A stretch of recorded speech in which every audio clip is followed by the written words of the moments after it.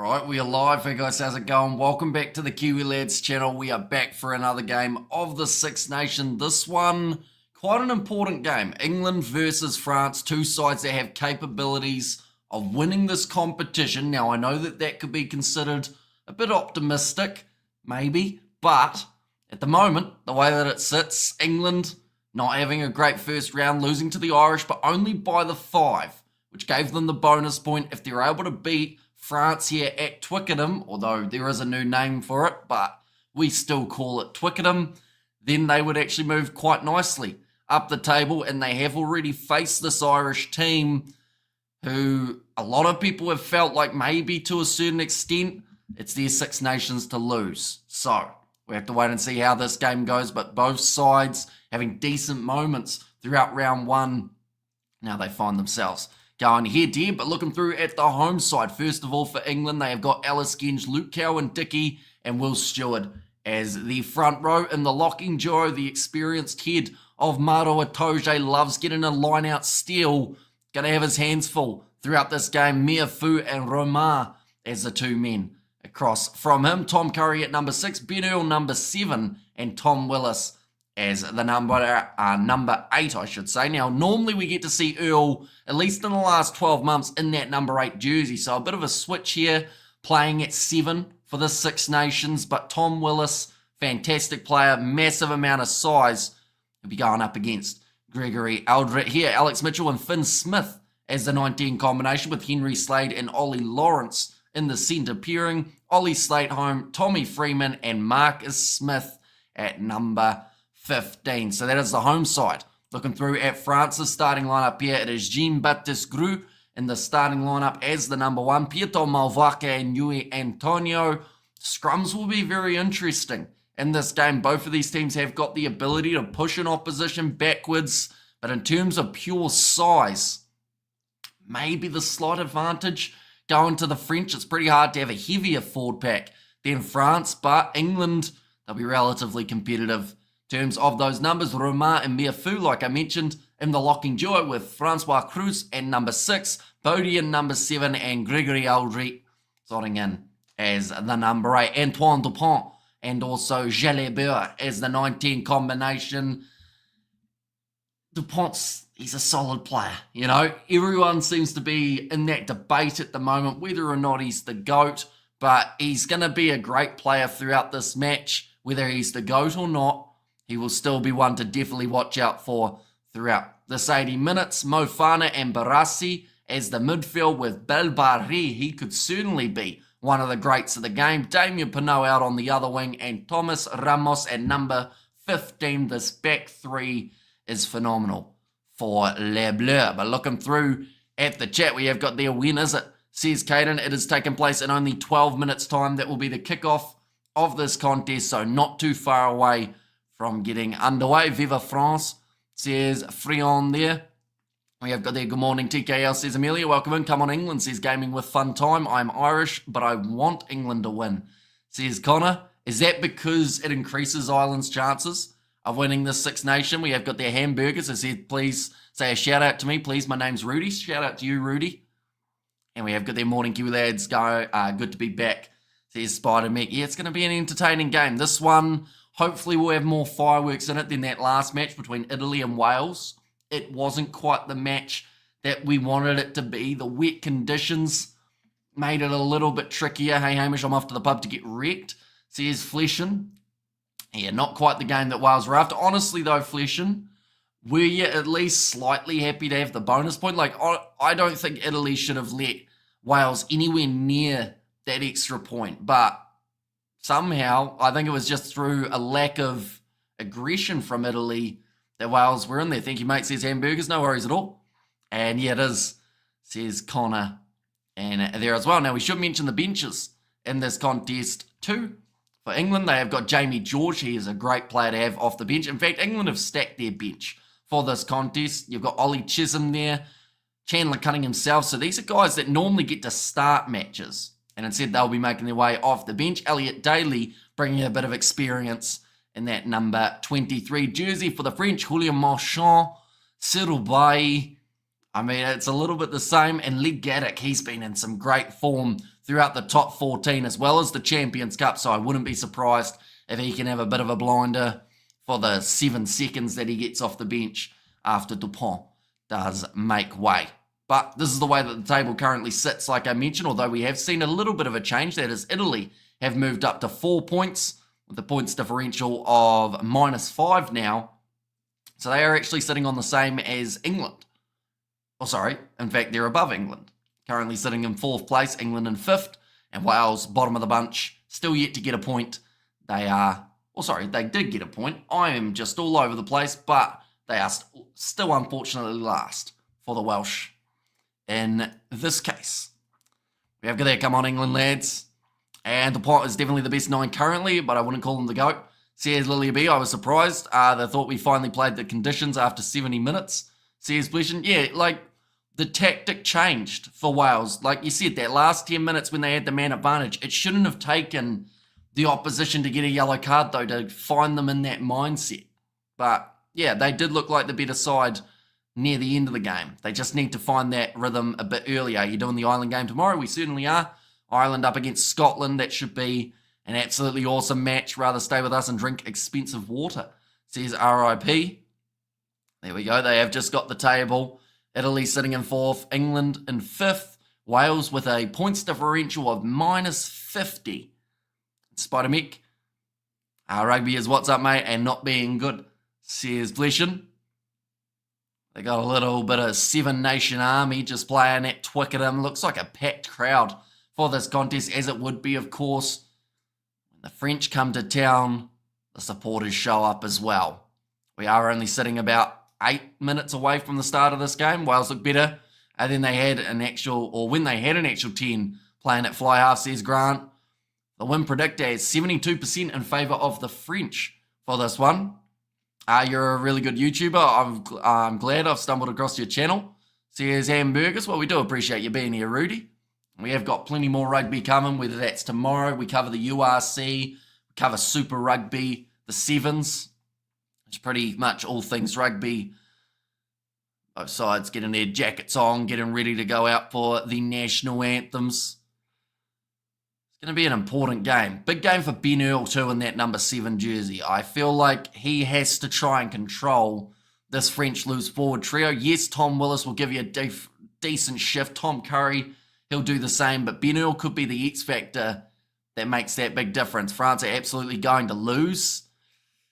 It's a thing they haven't too often in recent times. That back 3 is crazy for the French. Ramos, Belbarri, and also Damien Pinot. Those 3 can score tries for fun. Ramos, kicking tea, bread and butter. It's going to be a big one. And loads of fun talk in between, says Lilia B. And we even cover the Stormers, says Jimbo. And yeah, this will be the 3rd live stream of the day. The voice, I'll be honest, it's holding up, but I can feel the throat getting a little bit scratchy. That's mainly just because we haven't done any streams for last week. But next week, we've got plenty. We've got Super Rugby. We will have the matches of the URC to a certain extent. We will be covering them on the channel as well. In fact, while we're at it, while we're waiting for England as well as the French to come out of the tunnel, I will let you know exactly who we are covering. England, says Sebastian, and I'm slightly leaning towards England, say 18-14. Okay, respectable score. Both sides getting points in that regard. And honestly, it could be 1 point. Did you refill your water bottle? I did, except it's only a baby one, so it actually looks bigger on the camera.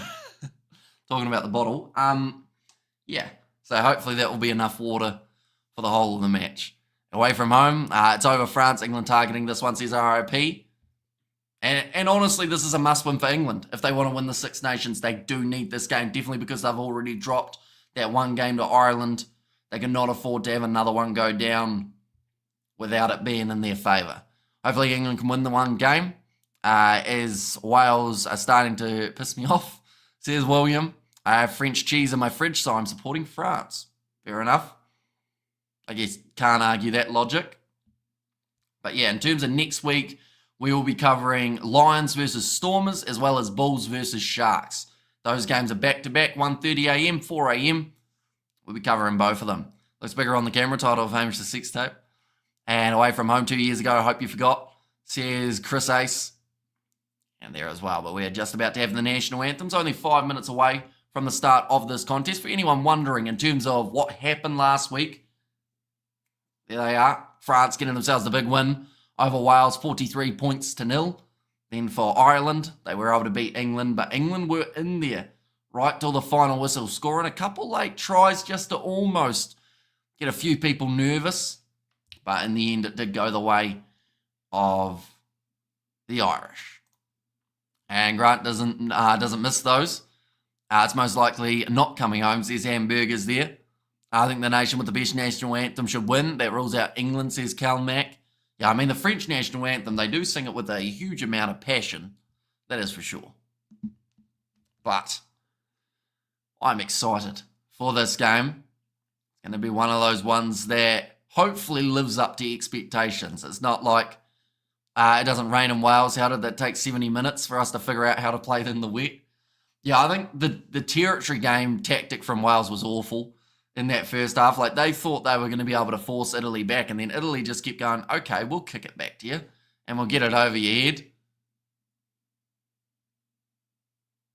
This is the French national anthem. I was trying to work out what was being said because she had an English, logo microphone, but she is not speaking English. She is speaking French. Quite a few travelling fans for Les Bleus by the looks of it. Mate, I feel like the South is cheating us on the number of games they play. In what regard? For the year? Because we have the Rugby Championship. So they don't play during that stage, and we don't play during this stage. So it works out that the South actually get one more game than the Six Nations. England's discipline critical, and England has the worst national anthem on the planet. And God save Fleshin's gracious king, long live Fleshin's noble king. I won't read that whole one. We get the gist. And see you lads, I'm off to get hammered, and England win to spice it up, says bystander. And this is the best game, or the big game of the weekend. Let's hope it lives up to expectations. It is, although I would also argue that Ireland-Scotland, because both of those sides won last week, that could also be considered as the most important. The money is on England, says Michael. I love England, says Hamburgers. 27-22 to England if they behave. They are just singing God Save the King. And then we are into the rugby action. Anyone who is new to the channel, of course, be sure to hit that subscribe button. We have got plenty more coming up in the near future, including Scotland versus Ireland tomorrow. We have got there, it feels like the South plays less games, even though they play the same amount of games. I think it's just the timing. You know, it's a long time till any Southern Hemisphere sides do get into the action. It's kind of, I think, another 5 months, somewhere around there, maybe a bit less, 4 months. But we get there eventually. I think it's also because of the shortened competitions as well. Like in terms of Super Rugby, it only takes place. Irish private viewing of the DDP versus Sean fight. I might end up watching it here. I don't know what George is up to, whether or not he'll be coming round to try and see it as well. But, yeah, I'll be keeping an eye on it anyway. And England must contain Dupont, says George. Yeah. But then the problem that they've got, right, is yes, Dupont is one to watch out for. But this back three, Bilbari, Damien Pinot, Thomas Ramos, those three can cause problems for anyone. And then you got Mofana and Jalabert in there as well. England to stay in the game for the first half. Says Cal Mack, my prediction is 27 points to 43. Also, you go on a high scoring game. Catch the flower hammy. I don't know what that means. Is that from the wedding, like catching the bouquet? Because if so, no. No, I didn't. And France backline dangerous, says George. Haven't seen my boys playing a while. Sevens doesn't even feel the void, says Gatsanel. Although a few Argentine players playing in the different leagues around the world, whether that's the top 14 or the URC. Don't know how I feel about Marcus Smith at fullback, says Sebastian. We will soon know whether or not it is a good move or a bad one. I know last time Or when I think back to, was it the November internationals, they chucked him at 15, and he actually went not too badly. But it's whether or not he can match Ramos and also be good enough with the covering, because there will be a lot of kicks in behind by France, I would think, definitely with the wet conditions. But we're pretty much ready to go now. The youngster Finn Smith is ready to kick this one off. And still we have a few Lagatini's down. But rooting for France, Six Nations is standard grade. Says Robert. And this will be a lot more entertaining, says Reino. We don't want to jinx it though, just in case. This is when we get like 15 knock-ons in the first 15 minutes. France will have better conversion takers there as well. Says I am nutty. And now Finn Smith kicks it off. And France versus England is underway at the Allianz, as they said. But we're just going to call it Twickenham. 30 metres out from the line now. Antoine Dupont, Louis Belbarri is he's got pure pace. And anything that he chases, more than likely he wins. Going to be kicked downfield by Dupont. Nicely taken to the back by Marcus Smith. Goes across to Ben Earl. Decides to straighten his run. Well shut down early in France. With Audrey almost able to get that turnover. Finn Smith tries to kick. Charge down. Little bit scrappy early on in this contest. I believe England have just managed to retain that ball. Best ref for the job, says Jimbo. And Ramos is too good. France might just run riot. Says Katza now little grubber in behind. I think that's from Tom Curry. It doesn't go into touch. Now Ramos looking to bust his way through. Tackled by Freeman. In fact, it would have been Ollie Slate home. I think underneath that breakdown. Going with France by 10, bonus point win.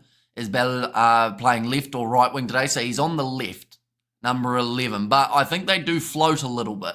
One of the benefits of this French backline, there's a few guys that are extremely versatile. But yeah, down this bottom side of the field. Now Marcus Smith pops it up to Freeman. Another offload to Smith. He wanted one more. And that's our first of 15 knock-ons in the first 15 minutes. Scrum feed for the French now. France have a storied history of fumbling against the Islanders, says Katzenel. And England struggles to win close games, England by 5. Okay, so you're saying they struggle to win close games and then you're going with a close game. So you think this is going to be one of those exceptions to the rule, perhaps? ITV, too many ads, says I am nutty. And go England only joking, says Cal Mac. Right, France. I mean, England have a solid fallback. 937 kgs. I mentioned in the intros, though, 948 for the French. They love having as close to that 950 as they can get. Tell me about it. They should rename themselves to Ad TV. And England must keep the ball in hand and don't kick too much. I'll listen to you from Clarence, says Michael. And I think this isn't going to be a close game, says Win. So you think it's going to be, what, one-sided to England or one-sided to France? I assume to France. That seems to be the more common guess that people have been going with. Anyone going to watch Ireland versus Scotland under 20s later? I am probably not. I'll probably end up missing it. Says wedding, but intends gymming. Is bulking. To F up that Paul brother, money on it. Oh, you're saying I'm going to fight what? Logan Paul or Jake Paul? Either way, I've got to put on a good, probably 80 pounds. No, maybe not quite that much. A good 40, 50 pounds, I'd say. That's going to be a crossfield kick. Just doesn't quite sit up for France, and it will be now the line out for England. There's a little bit of early pressure. I think England going to win, says General. Genge is overrated, says Cal Mac. One man who's certainly not overrated is Damien Penaud. He has scored tries for fun. Scored 5, I think it was. In fact, it might have even been 6 for Bordeaux in a recent club game. Been nicely claimed by England on their 22. Oh, that was a big hit on George Martin. It looked a little bit high, if I'm being honest. Not a lot of ducking at the hips from the French defence. Alex Mitchell now kicks it. And nicely taken by Penaud. Under the high ball again. Antoine Dupont goes across to Yui Antonio. Now popping it out the back door. This It's good phase play by France just to get themselves set here. Ramos with the pass on the outside now. Barassi goes on the inside and Belbahari cannot quite hang on to it. I'd argue Atoje is overrated as well. Captain my ass. Says Sebastian, under 20s will be a grand slam for England. And 6 tries against the Sharks, says Lilia B. Yeah, sorry to bring that one up, Lilia. And already this is better than the last match, says Calmac. There's been a lot more free-flowingness about the game. A lot more intent from the two sides. Yeah, Belbarre, if he had held on to that one, it could have been danger for the English. They were able to score first up against Ireland within that first 10 minutes. Might be what they're looking for here again. We have good there, or else it becomes 2 nations, only that can win. 6 nations needs England to win games, especially against France and Ireland, to point the Chisel and Colby of the Northern Hemisphere, says Reno. And Mitchell Udick. I assume that's for the kick of Alex Mitchell, was it? Already 5 minutes in, and we have got ourselves a scrum feed now between the two sides. I better get the scoreboard going. There we go. And how much soccer do you watch? Not a huge amount, to be honest. Like, really, really small amounts. Maybe 1 game a month if I'm lucky. I am trying crushing my foot with a heavy and sharp rock. Break down my fibrositis. Is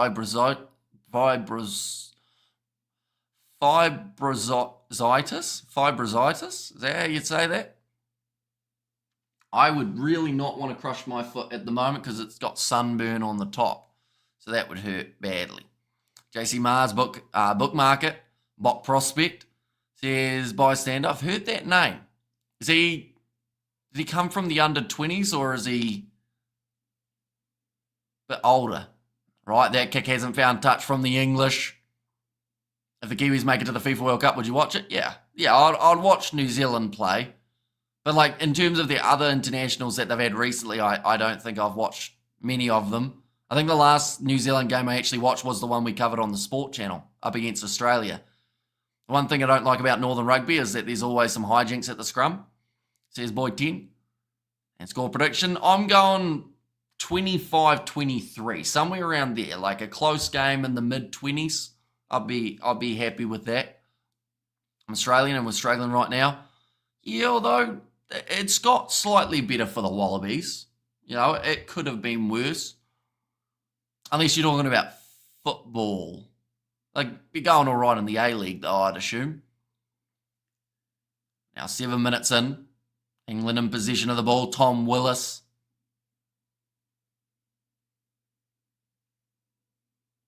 Now. It's going to be... Oh, that's an awkward one for Belbarre. I think he got taken out in the process. Wales getting worse dumped by Italy.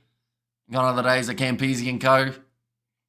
Yeah, and they just need a few guys that are going to really step up in that team, don't they? Because even, like, as much as some people didn't like him, and he didn't get a lot of help from his teammates, but the likes of someone like a Michael Hooper, you know, he used to work his backside off, and there were a lot of guys out there on the field that just didn't get it going. The Wallabies won't finish last in this year's Rugby Championship.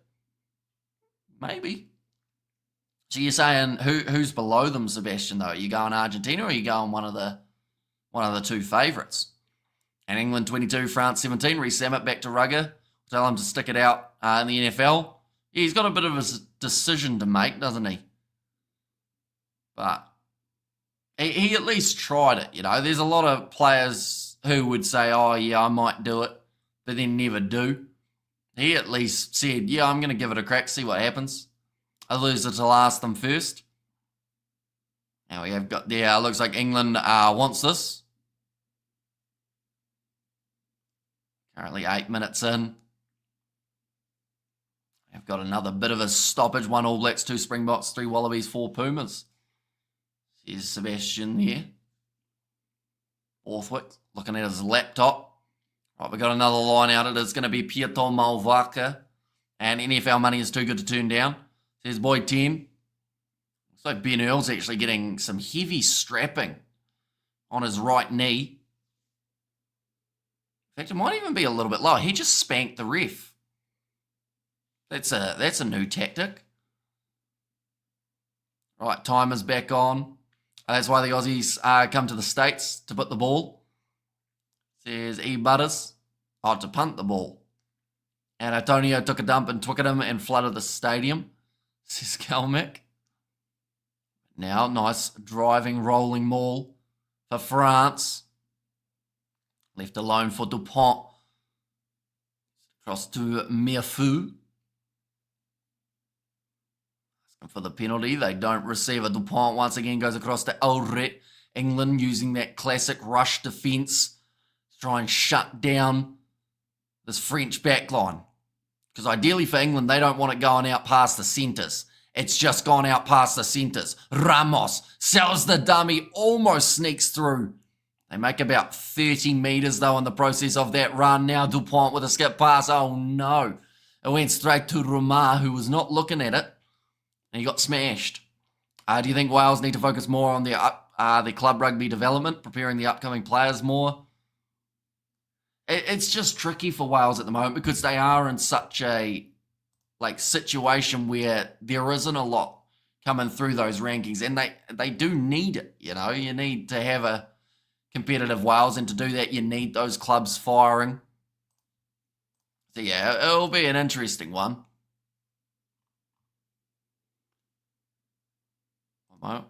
We'll go like that. We will go like that as well. There we go. And Curry smash, says Jimbo. Yeah, big hit coming in from Tom Curry. I won All Blacks now maybe a couple of years ago, says George. And spanking the ref, bloody kids these days. Yeah, I think that's the first time I've seen a ref get spanked by a player. Anyone who's tuning in now, welcome into the stream. You did hear correctly. Ben Earl gave him the big old slap, but now we've got another scrum. Wales have to wholesale transition. Gatlin failed his succession planning for his squad massively, says Boy 10. And also the Masala brothers are good, says Calmac.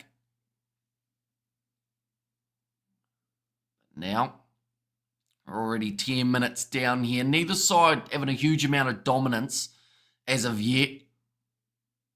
Holly got spanked the other day. Did she? That's probably female player, or else that's a whole situation. England don't look nervous at all. Well, they're normally calm in the early stages. It's sometimes the last 10 minutes where it starts to either fall apart or gel for this English side. Right, scrum again. Being told to use it. Mitchell goes back into the pocket. It would have been Henry Slade off his left boot. And let's see what England can do, says Robert. I wouldn't mind an England win. Might help Ireland depending on the future results of the course. And Ramos joining the line looking dangerous. Easily 2 minutes of injury time. Yeah, there's plenty of it at the moment, unfortunately, in rugby in terms of how long it takes for them to get players sorted. Gregory Aldrit. Tackle made on him. Dupont going across to Jalabert. Pass on the outside now. Barassi looks for the kick in behind. It might be a little bit too much on it, but it will pull up inside of the in-goal area. I'd imagine spanking a female ref would be a career ender. I would think so. There's no Wales in the Northern Hemisphere. Wales in the sea, says Spider Mick. Right. Penalty. This is an easy free for France if they want it. Pretty equal at the moment, 50-50. Yep, they are going to take on the shot at the post now. This is the safe bet, but also the smart one. You've had a bit of territory. You've had a couple goes at them, but not able to quite bust through. Pick one, Sophie Thatcher, Sydney Sweeney, or Jenna Ortega. Don't answer, leave it for the Discord. Who's Sophie Thatcher? I don't think I know who that is. I've heard of the other two, but I don't know who Sophie Thatcher is. So that's probably offended a lot of people. And, he hasn't got that one. Someone who's normally safe as houses off the kicking tee, Ramos, has hooked it. 50-50, but being played in England half. Feels like a low-scoring match. It is only 12 minutes in, So there's still plenty of time. So imagine her, but brain rotted, says here. General Ortega for me. What's this like? Is in like just picking what one to ref, one to play rugby? What's the context? And cousin of Becky Fixture from Tom Sawyer. I don't even know what that is. Wait, Tom Sawyer? No, that's Tom Selleck. Never mind. I almost thought I knew something about like TV and whatnot. Now Belparis gonna be near the touchline. 40 metres out. Dupont. Going back across. Yui Antonio with the quick hands to Audrey. Good defence so far from the English. Now Miafu. Going Ramos. Gelebert. It's going to be charged down. Oh, Barassi drops it. Gelebert is back to clean it up. But England are swarming at the moment. Second half, there's Smorgasbord. Will here. And daughter of Margaret Thatcher. Says Spider Mick. Now Dupont. Ready to roll this ball back.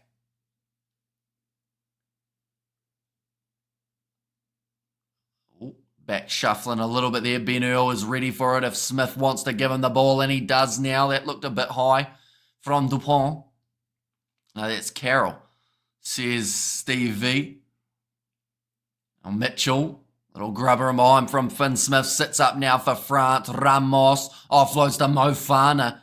And now he's got a bit of space. Belbaché down the wing. And Dora Thatcher, she will make everyone unemployed. And Tom Sawyer, Hamish, do you know books? Books? Like as in like actual books, or is the series called Books? Oh, that's high from Alice Genge. They've said on the shoulder, but I think he got him good. Now Pinot drops the ball, and they're actually going to have the scrum feed here, England. And there's a bit of shove going on here. Slateholm and Damien Pinot. He likes getting in amongst it, Ollie Slateholm, but with a haircut like that, you've got to. Goes totally without saying, cool, bro. Can't believe I'm saying this, but come on, England, says Suckerballer. Yeah, just a little push there. Pinot gets right in his face. Oh, they kind of exchanged snot. That was quite nice. They touched noses and came back with a string between them. That's how you catch something. And yes, fight, says Cal Mack. And England are looking very composed in defence. It could be that France don't score a try until the second half.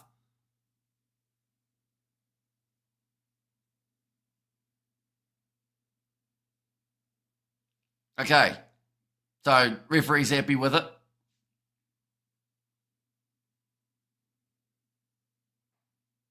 And we have got that PP, says Rocky, and I keep lads from South Africa, says Revenant, welcome in. Mate, speaking of haircuts, have you ever rocked a naughty mullet? You know, long party in the back type, reckon there'll be a winner? I have not. A lot of people in my town have. You know, they've got the mullet, or they've got the mullet with some dreads at the back. But nah, not me. I had long hair at one point, though. I could have turned it into a mullet. Like a romantic movie, says Brian. Too much detail, says Lilia V. And what time is the Drakers fight? It's in about probably 12 hours' time, to be honest. I used wash and go. I washed the hair and it went, says Steve. I don't care who wins as long as England loses. Fair enough. Had a man bun though. Yeah, although it never really worked. I feel like I needed some advice, which was get rid of it. And hit the like, it costs nothing. Yeah, anyone who is new, be sure to leave a like and subscribe. How did you cricket go today? I didn't end up playing due to my foot. But the team lost, unfortunately. They put in a bit of a decent effort, but I went and watched them. But yeah, didn't end up playing. The week before, though, went all right. Well, sorry, no, not the week before. The week before the week before. So 2 weeks ago. Wasn't awful. It's going to be nicely taken by France on the halfway line. A little bit juggly here. Ball's gone down, and it's going to be another scrum.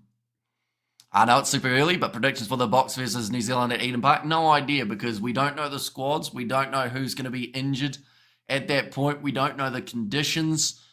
Like, it's too hard to predict from here, I would say. Sebastian, wouldn't it? But it wouldn't suit a handsome Hamish, says Tristan. And this referee got stabbed during a game and got stitches in another. Faking injury won't impress him, says I'm nutty. We got there the US flag from Buffalo. Welcome in, mate. It was in the past, thank God we're in the present, says Sebastian. Yeah. It was an interesting choice. All it did was probably push my hairline back from having it tied up. I wait till you follow UFC as well. What's your take on Strickland? Feel like his personality fell off or out of favour. Only reason Aussies love him is because he's trying to batter a Safa. Yeah, see, he's very much decided I can say whatever I want, whenever I want. He's gone pretty far with it overall. But yeah, it will be an interesting fight. Like those two overall matching up are quite even when you look at that first fight and look at how it shaped out. So, was that? It's just bounced in the field of play, they've said, so it is going to be a line out now. Are you allowed rainbow flick in rugby? Feel like it would be quite effective if given the chance. I think you can drop it onto your heel behind you and flick it over your head. I think we've seen, I can't remember if it was an international one. It might have been a club game that I saw someone do it. And they did the little drop onto that and then flick it over your head. What time is the fight? So, yeah, about 12 hours' time is when that one's taking place. It's only a rough estimate because the main card starts at 4, which is 10 hours' time. England doing very well so far, says Robert. Coming to England, says Sebastian. It's going to be a little bit too much juice on that kick for France.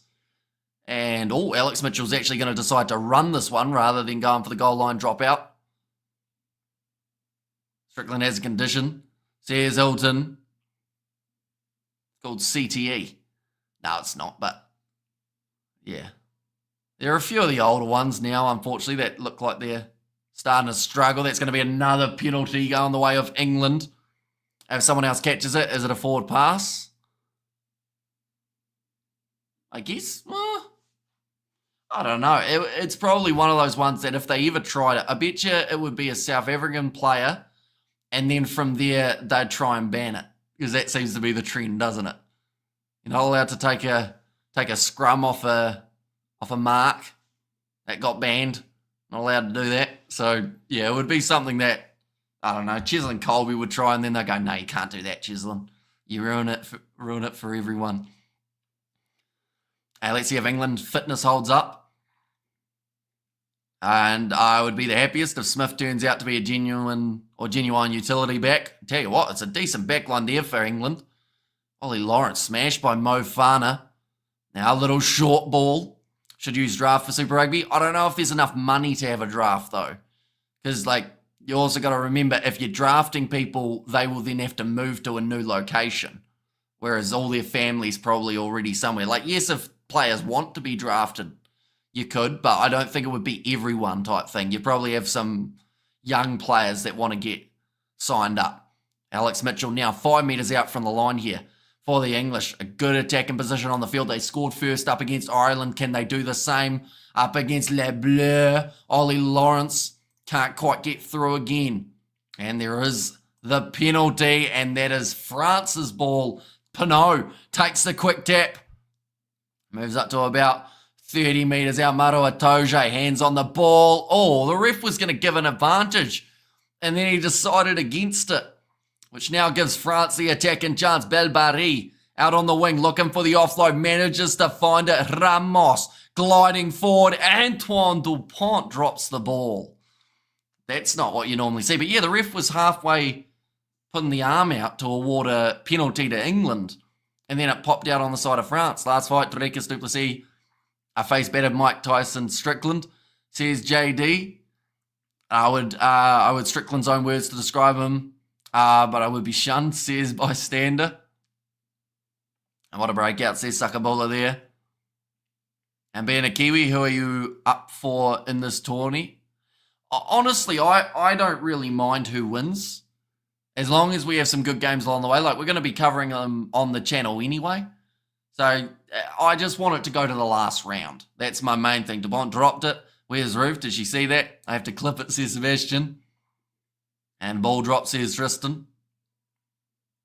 No, my Dupont, says Jimbo. Now 20 minutes through. and no one has scored a singular point as of yet. There's been a chance, but Ramos missed his kick. We've seen a total of around 374 metres made for these two sides already in the first 20 minutes. 20 minutes and still no score, says Lilia B. The answer's Ireland, pal, says EJ. I mean, they are looking good to win it, and they were my original pick, if that makes you feel a bit better. Stolen by France now at line-out time. Gregory Aldred goes across to Mofana. Missed tackle from Henry Slade, who's a little bit slow getting up to his feet. I think he's got some sort of hand injury, the way that he's shaking it. And France didn't score until 20 minutes last week. Says, I'm nutty. Yeah, look at how that game turned out for them. Dupont goes across now. 10 metres out from the line. Dupont goes to Miafu. Toge being told to get out of it. Six Nations is already more interesting with Italy not finishing last. Now pass. Oh, Pinot's dropped it. It's all the normal fellows who would be scoring tries for fun that are now dropping the ball when they're inside of that 22. France look nervous, says Sakili. But yeah, Remar, great steal at line-out time. Seemed like it was on for all money, and then Pinot just slipping through the fingers. The coaches are not happy. Still 0-0. Damn, it's boring, says George. You might, like, if you only look for points in terms of feeling like a game's not boring, then I guess yes. But overall, there's been some great moments throughout this first 21 minutes. And I would say that it's been far from boring just because of what we've been able to see. It's been counter-attack after counter-attack for these sides. And it's been on the verge of scoring for most of this half. And thank goodness that Vaseline shipment wasn't wasted. This game strikes me as once that score comes, it's going to blow up. Yeah. France making a lot of errors. Yeah, just dropping the ball. You know, Dupont, Belbarri, we've seen drop the ball. Now, recently it was Damien Pinot. Chisholm Colby for me as the best at the moment. And for the last 7 or so years, says RIP. And got a score there, says Buffalo. It doesn't look too wet. There was a little bit of rain during the national anthems, or like just before the kickoff. So I think it's still playing a little bit of a factor at the moment. Just slippery enough in the evening. And Pinot has turned into a bad liqueur, says Calmac and Oulala. And as soon as the game opens up, France look like it. But England doing well. The ball is not French, lol, says Chris Ace. But now on the halfway line, Ramos had Belbarri with him. He's actually run into Aldred there. Probably lucky not to end up with an obstruction penalty against the French there. Now on the halfway line, good tackle made by Genge. And George Martin, little chip and eye from Dupont. Oh, that's a big dive from Jalibert. Referee not falling for it. Dupont now trying to get the kick, or the tackle, I should say. Finn Smith grubbers it forward. Twickenham, says Sakabula. Yeah, so it is an England home game for this match. Nice take from Henry Slade inside of the 22, and he gets that ball into touch. Still anyone's game after 23 minutes. I wonder what Borthwick has planned to combat the gas tank issue last game. It's a big question with England for me. Yeah, but then they scored twice near the end of the game, didn't they? They kind of came back into it. But, yeah, it's going to be tricky. They've got a few good names off that bench in terms of Jamie George being there is handy enough. Ollie Chisholm. And then Chandler Cunning himself should be able to kind of ramp them up a bit. Just realised that Ramos is Portuguese. I actually did not know that. There we go. Try is better than almost a try. Says George, what rugby YouTubers do you watch, this Pie Man? I sadly don't get much of a chance to watch a lot of YouTube in general. Like, I've done a few collaborations with a few rugby YouTubers in the past, such as 2 Cents, Distractor Sports, Rugby Itch. We've done a bit as well. Is the scoreboard malfunctioning, lol, says Scott David George. No, it is as low scoring as that scoreboard says. Still waiting for that first big breakout try for one of these sides. I know, Scott, that's just Six Nations for you. And what, 20 minutes in, no points, didn't see it coming, says Peter. Yeah, they've both matched each other very nicely, and a couple crucial errors is the other situation. The Rugby Senate is really focused on politics lately. Hamish, will you do politics? Who has New Zealand invaded? Honestly, like, I don't know anything about politics. I don't really, like, I could learn something, but I'd never do, like, a stream about it. But, like, that's the thing. If that's what we talk about pizza at halftime, other people talk about politics. What's your normal profession, if you don't mind us asking? So I do work as a builder, believe it or not. Now, Henry Slade, or more so a labourer than a builder. That's going to be a nice charge down there from Barassi. Didn't actually know where that ball ended up. Front row rugby is quite good. Says Bruce. Now 25 minutes in. Back across to the left-hand side. Ben Earl. Trying to break his way through. You're building a career. Says Sebastian. I guess so. Amish, Liberal, Conservative. I have no idea which one either of them means. That's how much I know about politics. I'm a mechanic, Cammy. Says Spider-Meek. Damien Pinot. Going to be a good tackle mate again. Now, Gruss. Almost able to get it into a gap. If the prop's the one who breaks the line, then you know you got a bit of a defensive error, but England handled it well. Now, Dupont. Going back across to the right-hand side with 26 minutes through this match. Do you watch cricket? I do indeed. I also play it. Hello, Amish, typical youngster, says Winmar. I don't know why I read that as gangster for a start. Oh, Belbari has dropped the ball again, but they say that it didn't go forward. It's going to be play on, but England have got it back, George? Only fireworks are from the Pyrotechnics team. Froggies, as you say, on one side and roast beefs on the other. Says Chris Ace. England playing a smart game. And only one country has won rugby, cricket and soccer World Cups. Says Sean. They'll be England, wouldn't it? I believe. Now Ramos on the halfway line. Once again running it back. France have had many meters. Politician's job is to deny and deflect. Says Mr. Marmite. And another turnover comes for England.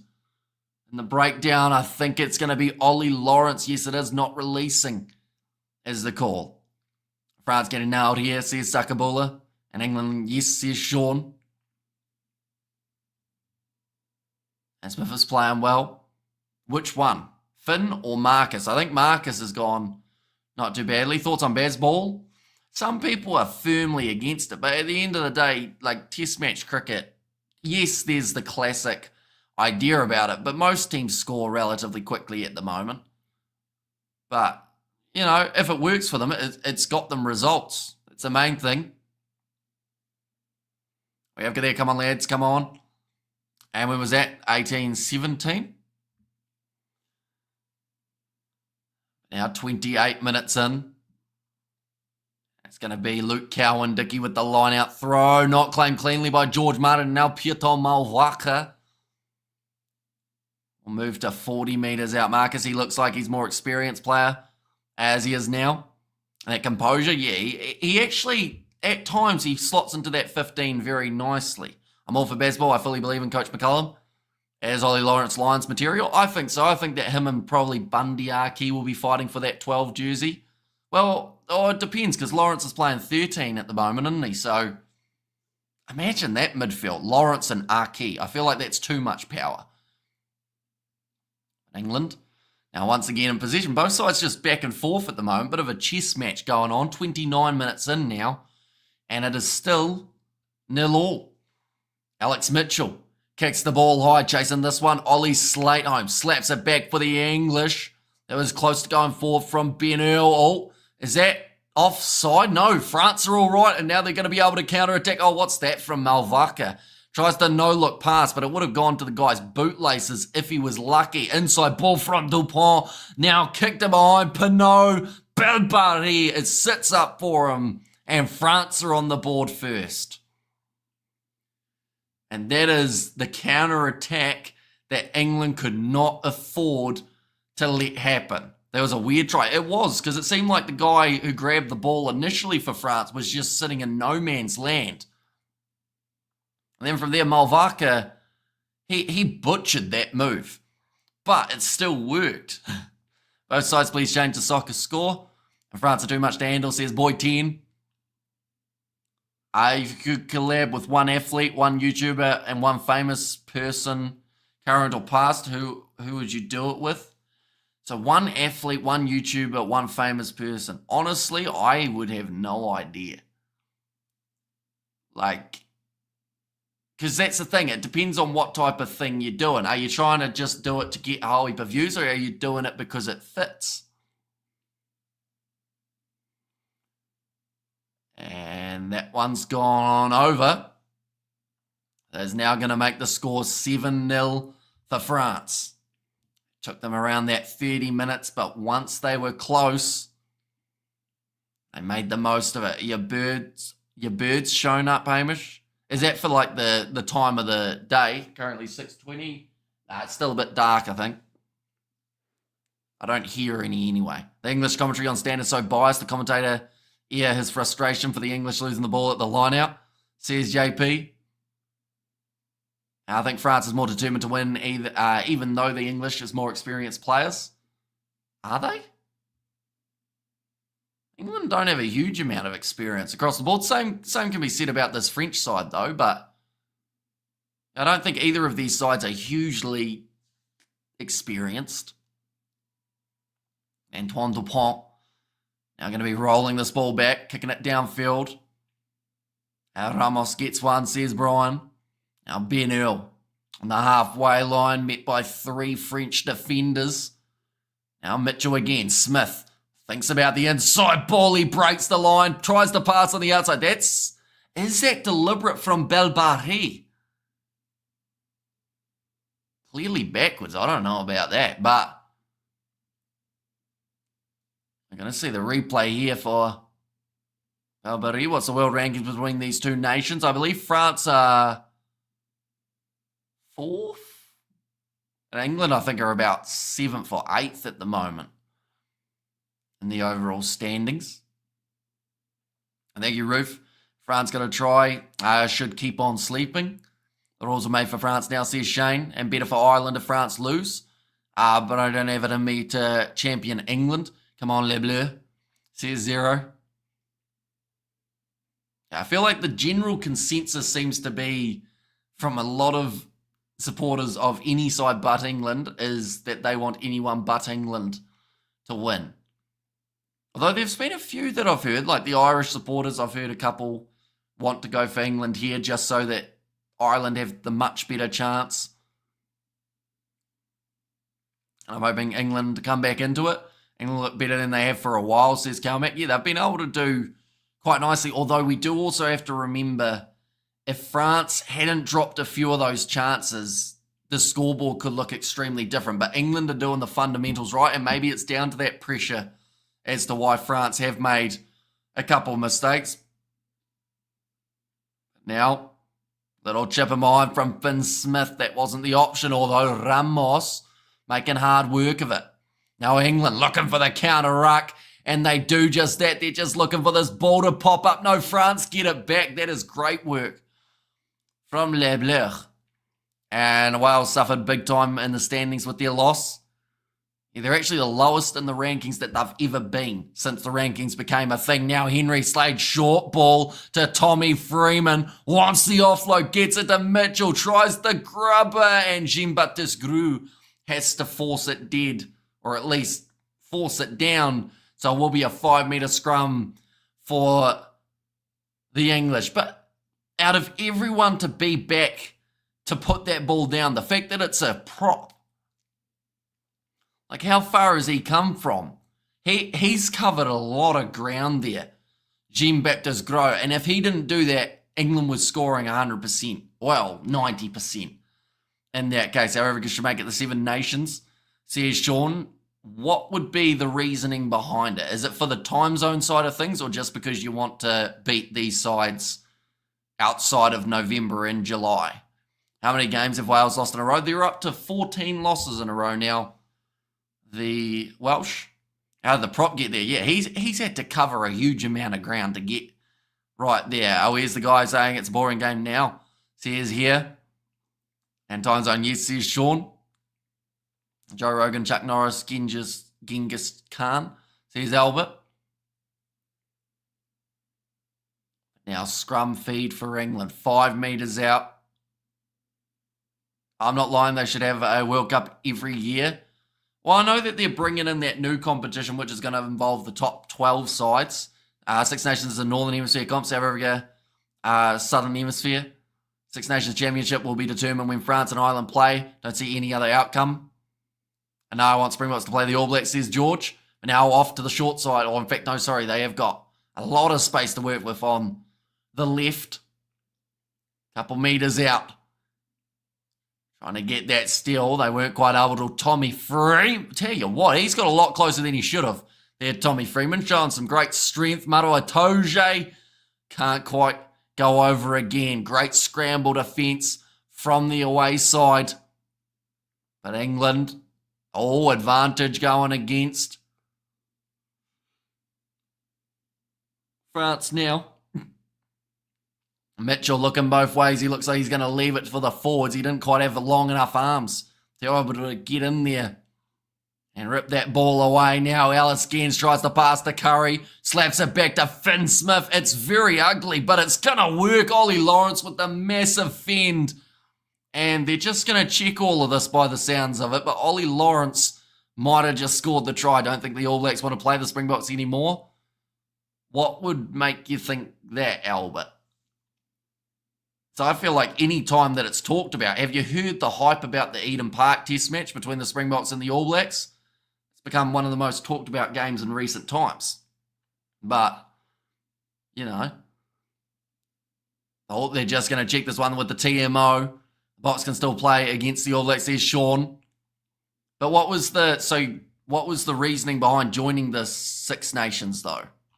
Like, is it because you want them to play in February rather than in September? Is it because you just want to beat the Northern Hemisphere teams? Is it to try and assert some sort of dominance, or is it just because you want it?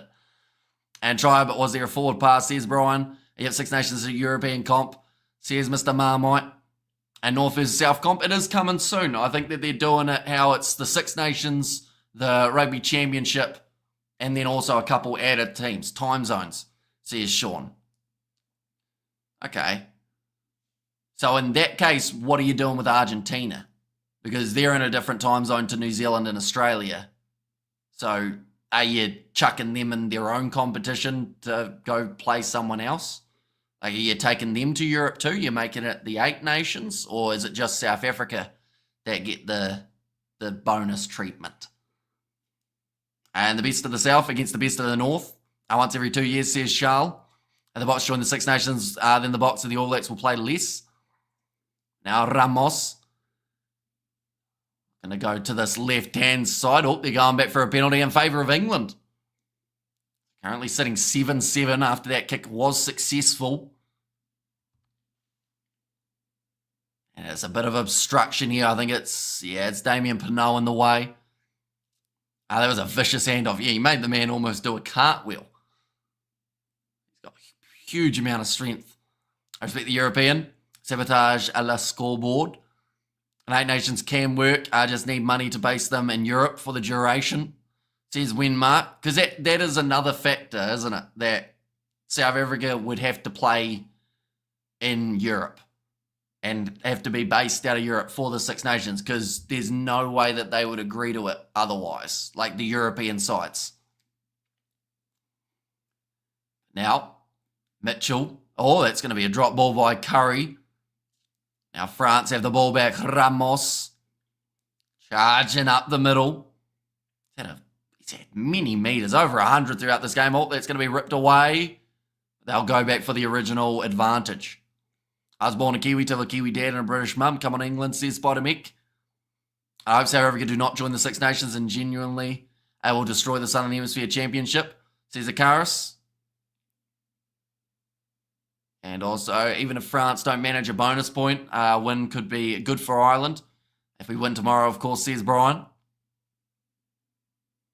And I don't want the Box to join the Six Nations. I mean, early All Blacks are tired of losing against the Box. I mean, it's kind of an up and down type of thing, though, isn't it? Like, there have been times where New Zealand have done well up against South Africa. There are times at the moment, in particular, where South Africa are doing well up against New Zealand. But the beauty of that is every once in a while, you get that change.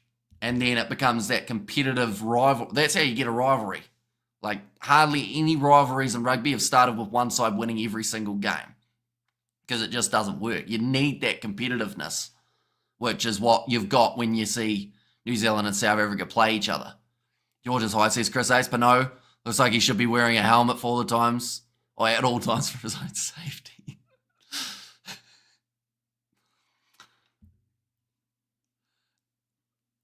No comment there, I don't think, but he's got an interesting head shape, Damien Pinot. England now just a first half team, says Eric J. Well, they finished all right up against Ireland last week. Higher than you, yes, lol, says George. And who's in the lead at the moment? Neither of these sides are in the lead. It is 7-7. So we are at a stalemate.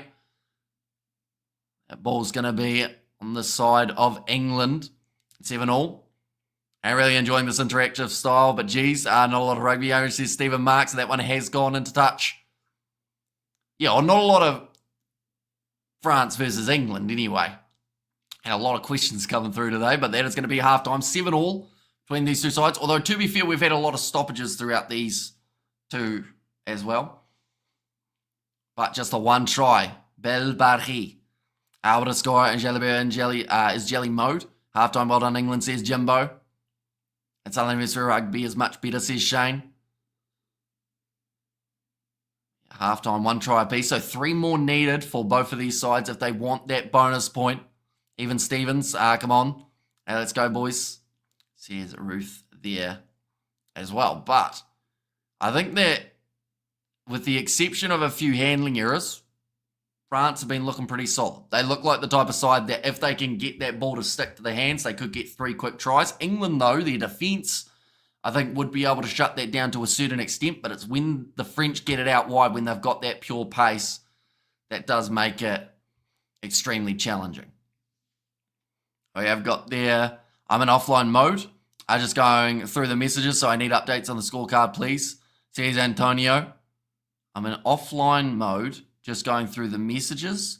So I need updates. So like that. Like 7. At a 65-minute mark, at usually where England fall apart.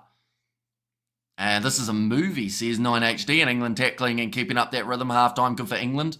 But it's the second half that England can have been falling apart. They need a good second 40, says Brian. The 2. And Jalibert is jelly mode. I see Pinot looks like a... No, we're not reading that. And once I turn 25, I stop fighting crimes. I'll hang up my suit for good. England just have to focus. Well, that's the thing. It was every time that France really got close, it was that counter-attack. So England have to find a way of being able to shut that down and not leave themselves susceptible to France being able to just fly down the field. I wonder how much a ticket cost. It would have been a fair amount, I would think, for Twickenham. And no worries, George. We don't love you, says Chris Ace. That seems harsh. Would you be open to Fiji joining the Rugby Championship, or is it best to keep it as the Four Nations competition? Eventually, I think that it would be quite nice to have 6 sides in the Six Nations, 6 sides in the Rugby Championship. Definitely if, like, the Rugby Championship is going to struggle for money in the future. You know, you've got Japan. That's a big market that you can really look to monetize. And then Fiji, I'd like to see it, but I just don't know whether World Rugby would eventually allow it. I think that them being in Super Rugby has helped a little bit, but it'll be tricky. It'll be good if Fiji can join, says Shane. And the Frogs will become toads in the second half. The lads must be knackered after that first half, though. They can keep it up for the remaining 40. And England has made a lot of tackles, and that could be an issue later in the game. Says Sally, yeah, they've had to work hard throughout that first half. But I think going into halftime, if you said to England you're only going to concede one try in the first 40, I think they'd take it. Definitely if they knew that they were also going to be able to score a try of their own. So they just need a good start here in the second half. It shouldn't be a problem for the Box to stay there for the duration of the tournament, says Sean. Do you think it would impact South African viewership in terms of stadium numbers? Because imagine telling, for the Rugby Championship, you've got three home games. Six Nations, you're giving up those home games, so you don't have let's say, an All Blacks versus Springboks. You've got a Australia versus South Africa, Argentina that you won't have anymore. You might get a couple, because you'd also have to consider South Africa in the November internationals and the July internationals. They would have to be regarded as a Northern Hemisphere side to be able to match up with the current schedule. We play the Rugby Championship in mid-year. It won't work though. You're not allowed to play both. Even though I'm sure you'd like to, but in terms of the world rankings, World Rugby would never let you, because everyone has to play roughly the same amount of games in the top kind of 12.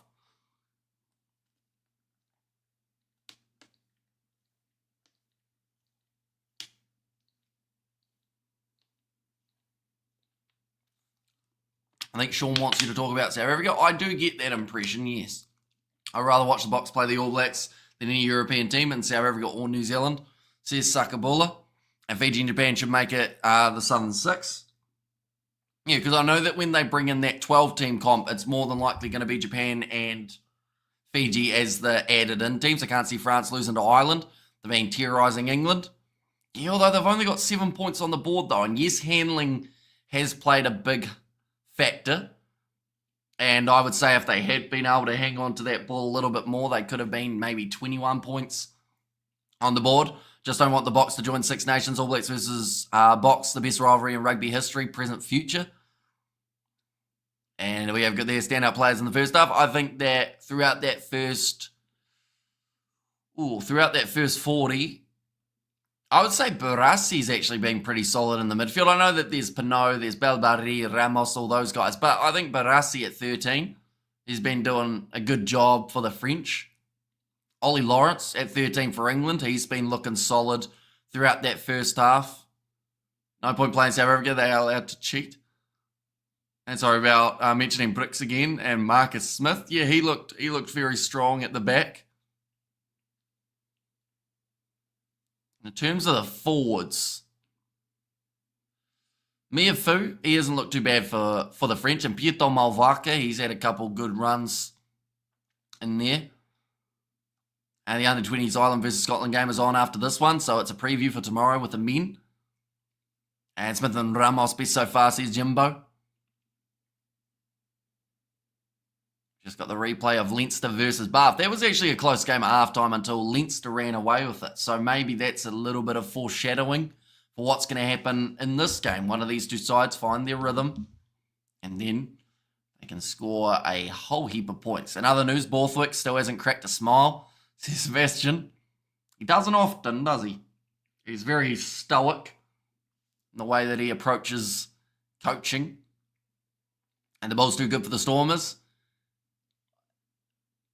Well, they did well to hang on, I think is the best way of describing it. Both sides had their chances to win it.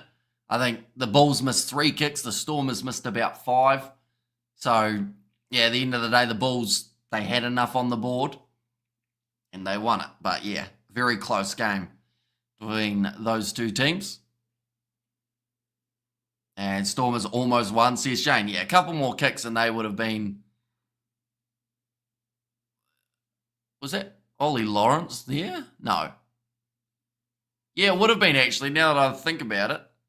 He plays for Bath, doesn't he? So he's getting the double highlights. They'll come back in and they'll be able to see his fend from the first half. He absolutely whacked into the French defence. We got the smiling face from Rugby Unions or Rugby Union in Sports, I should say. Welcome in, mate. And Stormers almost won. And 155 sterling/pounds for a ticket today, says Robin Wood. So is that's higher than normal, is it? Or that's probably not too bad compared to some of the prices that people have told us about.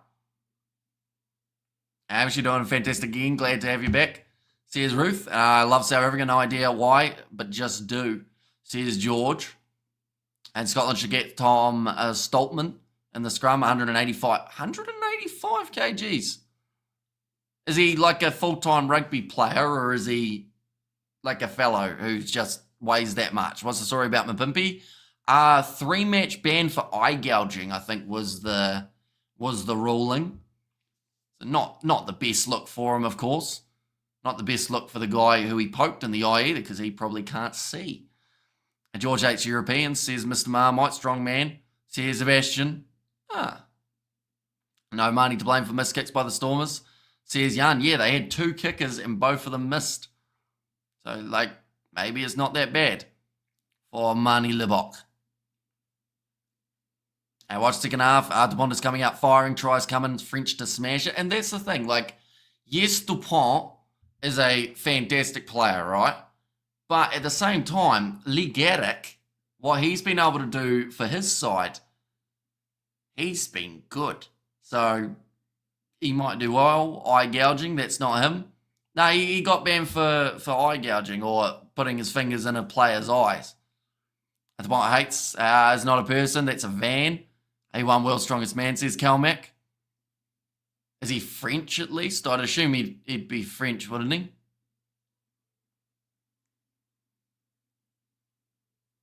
They're just showing the highlights of that Bath versus Leinster game. And England might do it. France look out of sorts a bit in the first half. Yeah, I think the handling, if they can hold on to it a little bit, they'll be fine. And I think they've got a few more tries coming. I think some New Zealand players have ridiculous haircuts, but Blomikis took the cake today. Says Sakabula. And Marmite, your sense of humour is really challenging. It's probably a good way of describing it, isn't it? Your opinion, the best current fly half in the world? It's a tricky one. You've got the veterans. You've got the Pollards. You've got those type of guys. Marcus Smith on a given day can be extremely strong. You've got, Intimac. He's right up there as well. So it's a tricky one. I feel like a lot of people would just say Pollard, and I feel like that's kind of the safe option. English player with a mullet and a silly mustache. He looks ridiculous. That would be Ollie Slateholm, I believe, that you are talking about. Chances of New Zealand in Champions Trophy. So that's the cricket, isn't it? Not great. I would have liked to see them have another spinner, seeing as it's going to be spin-friendly conditions. But they're part-timers will have to get the job done. Finn Russell is the best. There's Jan. It's a laugh watching those live streams. Pakistanis are acting like it's the end of the world after getting demolished by New Zealand. Says Rugby Union and Sports. Yeah, I think there's a few places that don't like losing. But, yeah. They've still got a good chance in that upcoming championship as well. We'll see which fly half gets the highest ranking from Rugby 25. Well, I know a little bit of information, which I'm not sure if it's public knowledge, but I know some information about who does or who's doing the rankings of players. So I have a bit of a guess. Don't even like Marmite. And correct damage is Mr. Marmite. Blomiki's haircut through is, where'd that go? Is damn balance off today. Come on, France, less handling errors and scoring more tries, says Young. Yeah, 3 tries is still well and truly on the cards for both of these sides in the second half. Your Marmite might know if your daddy can rock and roll. And come on, the Blues. We will get it done. And his surname is Blomikis, says Grant. And there as well. Oh, the roof said it was his first name, I see. Your face so pretty, Ruth. Your face so... As in, like, the R, the blue R. And haircut to launch the space shuttle. Says Ruth. I need England to score before it's bench time. Yeah, I think whoever's... Honestly, I would say whoever scores first in the second half has about an 80% chance of winning this game. I don't want to go too much higher than that because or else then I could be wrong. And I might be wrong anyway, but I've left the 20% just in case. But yeah, I think you want to be the first side to get the try. All Six Nations games should be on a Saturday. Sunday games suck, says Maurice. I need to drink. I'm too nervous, says Sebastian. I hope England wins, says Helen. And the chat as well, but both sides making their way back out onto the field. France doing a little bit of tackling practice as they run out of the tunnel. Love you guys. You're so exciting. Hamish, awesome. And need England to score before it's bench time. Of top 3 players in the Six Nations, in your opinion? That's tough. The thing is, if I say Antoine Dupont, people get mad, but he's got to be close to that top 3.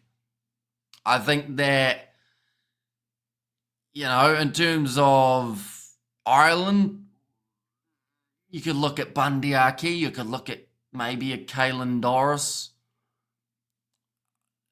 And then, honestly, like, a second French player like a Belbari wouldn't be a terrible shout.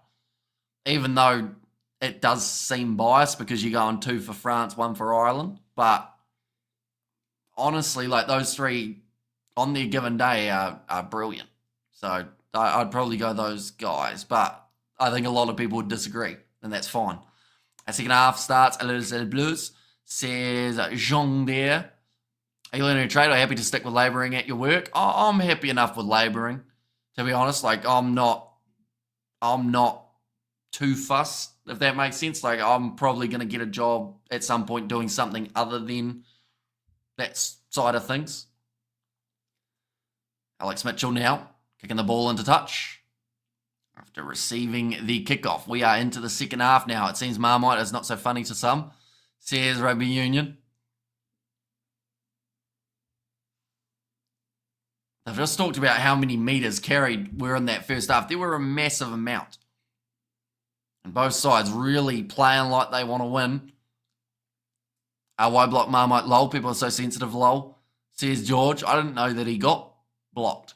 Are you covering the Irish game tomorrow? We certainly are, yep. We have about 10 or 15 minutes of build up for that one. Oh. Okay, there's going to be the knock on from England, so it is play on Rumar. He has knocked it on this time. And now they're going to go back for the original scrum in favour of the French. If England win this, the bonus point against Ireland might be significant.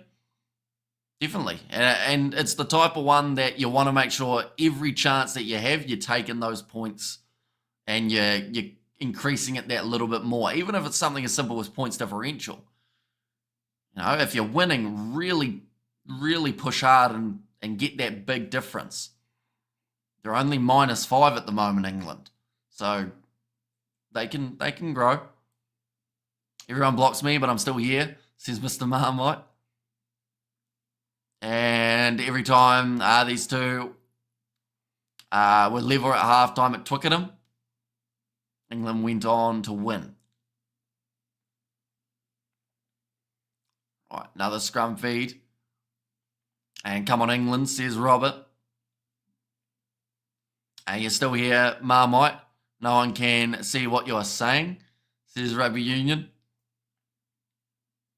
Right, we've got a bit of an injury here in back play. I believe it's Tommy Freeman, who has just stayed down for that little bit longer. Have England looked better with Itoje a captain? I don't know if it's so much Itoje's influence or just more so they've got some really good players in the mix. We have good there. I thought Marmite was a South African thing, says Corne Erasmus. I think it's relatively global. You see Marmite, my head's in the cupboard.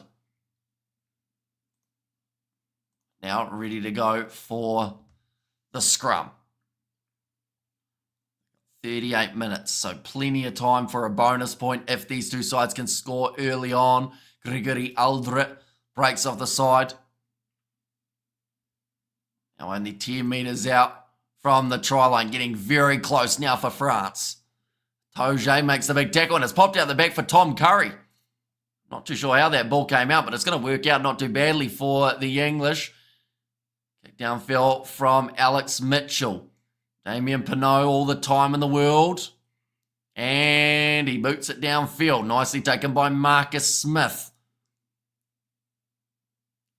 Oh, Belbari steals the ball off Marcus Smith, strips him, steps, and then, they've dropped it forward again, France. That's about their third or fourth. Now Ollie Slateholm is going to go for the counter-attack. There's a kick downfield. Ramos, he's going to look for the touchline, but that was a back and forth and a half between those two teams. Square, it's easier, or it was easier to score a try there.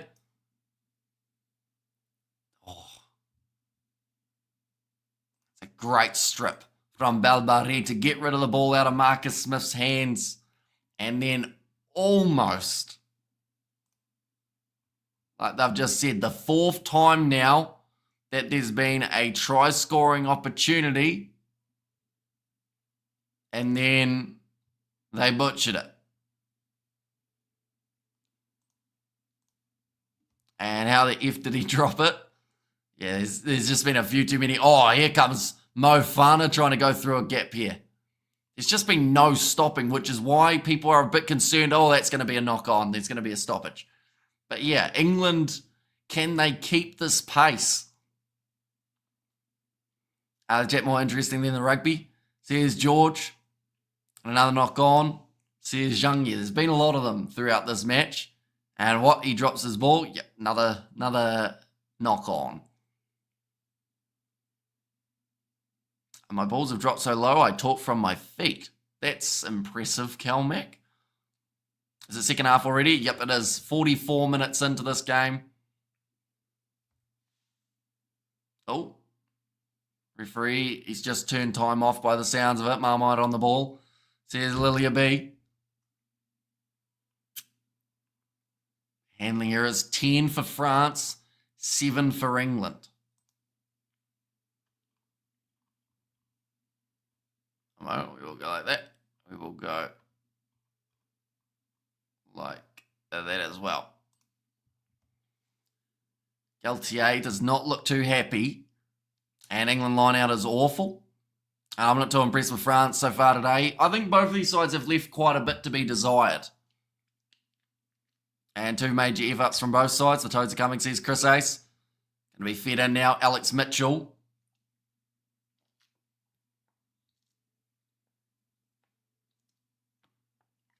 Marcus Smith. Playing territory, and it does go into touch. I will bench be the difference. Says I'm nutty. I would say so. I think it's going to be very important when England use their sub. But then also at the same time, I feel like France, they've got a few great players. Julien Marchand. They've got Lee Garrick. I'd like to see him get more than a couple minutes at the end. Still leveled, still the same. Yep, 7-7 between these two teams. France are going to be rolling this one back. Antoine Dupont. Let's kick that ball high yet again. Nicely taken under the high ball for Tommy Freeman. Even if England win this game, World Rugby will award France the points. Go the box. And Canadian toast. Says Sebastian, I think Dupont will be on for longer than 50 this week, says Stephen. Yeah, I think they'll give him probably about 75. But I do think Lee Garrick is good enough that if they gave him the shot, he'd be able to make the most of it. That's probably going to be a terrible statement to make. He's probably going to cost them the game now that I've said that. But he's a very good player in the Champions Cup as well as the top 14. Alex Mitchell. Getting it high again. Nicely taken by Jalibert, who gets him on the front foot. Belbari tries this little chip in behind, and it's back in the hands of England. Marcus Smith. He's going to be tackled hard. Gets back to his feet early because he has to try and get back to defend that one. Pinot. Ball curling. And it's going to sit up in the in-goal area. And they will take the goal line dropout. Won't make a 2027 World Cup? I think so. I don't, unless there's some sort of injury or something. Otherwise, I think he will be there. At the moment, Ireland look better than both these teams. So here's Brian. Yeah, although it's very hard to tell, isn't it? Because, like, depending on who you're playing depends on how you play a little bit. And, you know, England only lost to 5 or by 5 up against the Irish. So, yeah, it'll be intriguing when they play each other. But, yeah, certainly a few too many errors from these two sides. Now we have good there, Cornet, unless he is injured, and no revolution today. So here's Robert. It's going to be an advantage for offside in favour of the French. So this should be a 3-pointer if they want it. Now Dupont goes across to Jalabert, looping around nicely. Was Barassi, another advantage. And they'll go back for it. Mayo on fried eggs on toast. Says RIP. I changed my name. Trojan is bad news for most. I'm trying to be nice now, not horrible. Oh, I didn't even realise that. Oh, what's happened there? Oh, England had their backs turned. I think Dupont wanted to take it quickly. Right, whole back line offside. That's not even close to, like, whole back line. It's about 6 or 7 players who got themselves in the wrong place for England. It's definitely not what they wanted.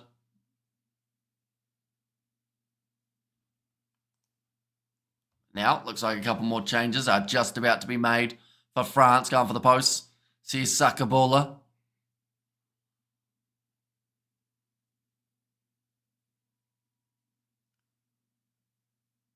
Now, Ramos. Should be an easy enough kick, although he has missed one today. And Marmite cheese and jam on toast. And come on, Ramos, drill that home good. Says Zhang. And it has gone over. It's going to make the score 10 points to 7. When you're very biased like me, it's easy to tell. Says Brian. Right, 2 changes for the French. Romar will make his way off.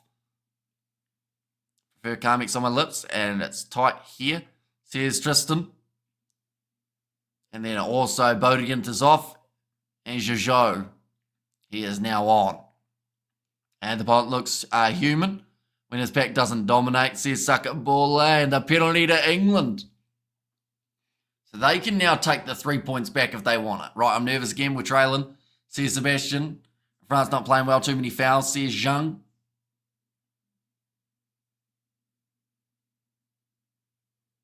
Holding on is the call. Yep, Atoje getting straight into that breakdown. Here we are, Antonio almost chopping out the legs. England deciding to go for the corner with Henry Slade. I reckon Roy Garde played Dupont in his first starting test. And deep fried pizza and batter, don't knock it till you try it. I think England have been good today. They usually are, just the fine details missing. Maybe we should change both teams and have a decent game, says Silver Fox. Certainly going to go down to the wire, though. That is one thing that's for sure with these two sides playing. Come on, England. Says Sebastian. Right, not taken too cleanly, but Maro Itoje has slapped it back onto the side of the English. France almost got themselves a turnover. Now Willis decides to go to the left-hand side. Tackled early by Meafu. And the penalty to France. Malvaka got over it and wins the penalty. Try a bacon and banana pizza before you die. Says Boy 10.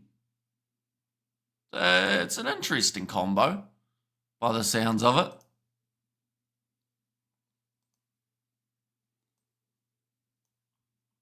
We will go like that. We will go like that as well. Currently in the odds, for this matchup. France are favourites. Oh, for bollocks, same. Oh, for bollocks, same.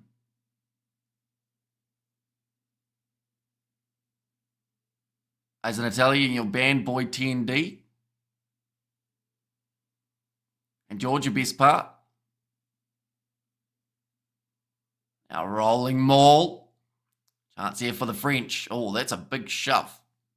Coming in, but 52 minutes in. Sake, says Sebastian. They had to make the most of that for the English. If you're going to kick it for the corner, make sure you fully commit. Now 45 metres out from the line here. France, little chip of mine from Jalabert. It's going to be a foot race. Atoje does brilliantly to get just enough into it. Now Ramos. Looks like a cross kick's coming. Looks like there's a couple players wrestling. Belbari's got pace. And Ben Earl has to slam it down. And Leka George says Cornet. And Hamish, anything in better deep fried is yummy, says Ruth. Yeah, I've never had deep fried pizza. It's an interesting combo.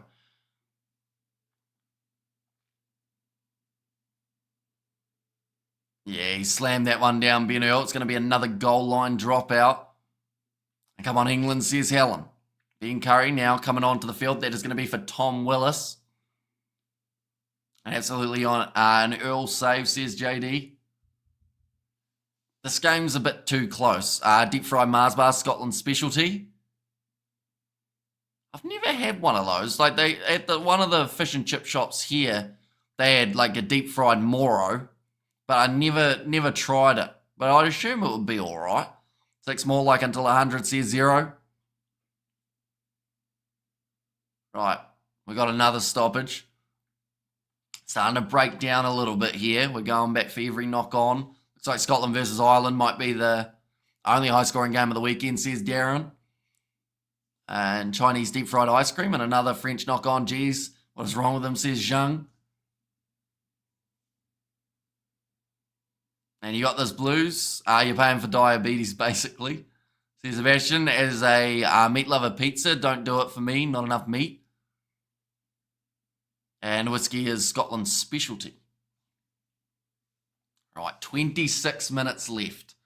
We need some more slightly free-flowing play. We've had very stop-start for the past maybe 5 or so minutes. Don't think England could have a better shot to beat France. With all these drop balls, etc. Would be poor if England don't put more points on the board. Yeah, the bonus point for 4 tries is looking slim for both of these teams. But the win is still well and truly there for both of them. That's got just Scotland's specialty. And penalty France. England had the scrum feed, but France will get the penalty in their favour.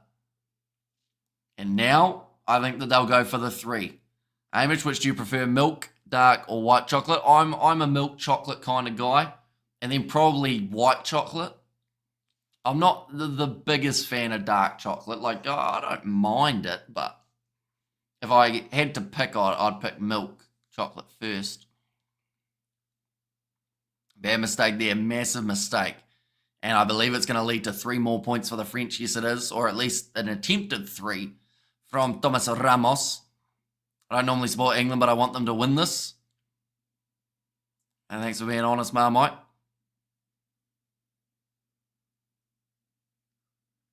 We have got there Alers Ramos. A good thing what? And 5 liquids come out of each of your fingers on one hand. Which liquids you picking? That's a strange thing to think about. That's going to go over though. So 13 points to 7.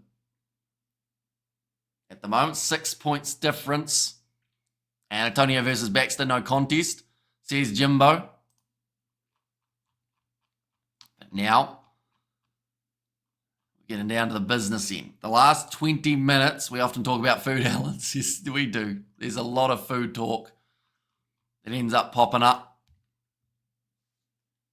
And that's going to be nicely claimed by England off the kickoff. Now Mitchell. They're only 15 metres out from the line now for the English. Can they counter straight back? Only 6 points difference between these two sides. Curry. Mitchell goes across to Finn Smith, inside ball to Curry again. To change that, they have to win games like this, says here. Is there anything you can't air fry? Maybe. Can you air fry an air fryer? Hard to do. Now Finn Smith tries the kick. It's gone high. Balbari tries to get it, but Tommy Freeman takes the catch and scores the try. England have a chance to take the lead. But leaping up, I think Balbari went a little bit early with his jump. And it means that Finn Smith gets the assist and Freeman gets the try. But it all came from the kickoff. Managing to retain it for the English, putting the pressure straight back on France. Try. Says Brian as well as Sebastian and Beautiful. Says Sakabula. Great cross kick. Great take from Tommy Freeman as well. Yeah, pressure on him, you beauty, says Sebastian. I'm watching from South Africa, rooting for the English. Terrible throbbing toothache, but enjoying the entertainment. Thanks, man, says Julian. Hopefully I've said that correctly. Yeah, hopefully your toothache does go away. What are you supposed to do for a toothache? Is it salt water? Or is that... No, that's if you get a teeth or a tooth knocked out, I think, is salt water. Oh, missed kick from Marcus Smith. That was a pretty rough one. A little bit of pressure and also not having a huge amount of time to kick it off the tee means that Smith misses it. Welcome in, Urian. And when you just think they're really up for this one, and close for a toothache, says Maurice. Salt water numbs a toothache. And 13 for 12. Dan Marcus says Sakabula. But now, nicely taken by Ben Earl. I think they're going to be checking that one with the TMO to make sure there wasn't any shepherding going on. 12 points to 13. It's going to be close, isn't it? Now Alex Mitchell kicks it high. Once again, they are going to be sticking to that kick and chase method. Slade Home tries to slap it back. Ref says it's gone forward. What's your thoughts on Borthwick? If he keeps England competitive and says wins this game, but doesn't win anything meaningful. I'm not fond of his choice of Itoje as captain either. Who would you have as captain here? Oh, beautiful hands there from France. Now 30 metres from the try line. They've been told to get out of it, and they have given away another penalty advantage there. England, their discipline, starting to let them down. Jalibert with the ball off to Ramos. Now Cruz. Side of the 22 now. Dupont goes off to Sirubai. He's going to be a handful to eventually drag down. 10 metres now. Dupont. Goes to Julian Marchand.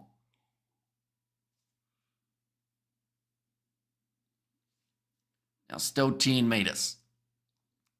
Dupont gets it off to the young number 21, Jeju. Now short ball to Miafu. Now still under penalty advantage as well here. So they've got a freebie at the line. Here comes Belbari. Passes out to Pinot. And he scores the try.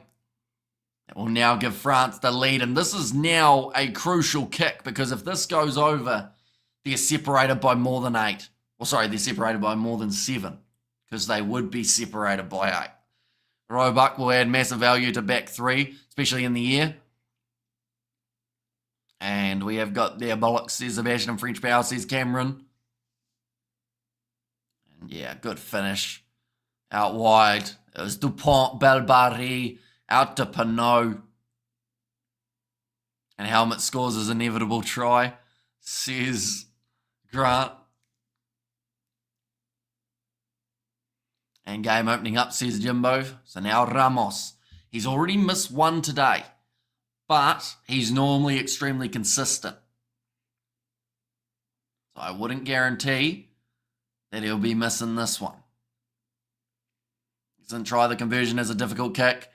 He struck it well, and it's nudged the post and drifted away, which means 8 points is no longer the difference that was on offer. Instead, it's going to be 6 points due to the missed kick. England again losing the game. I could be winning. Keep kicking possession straight back.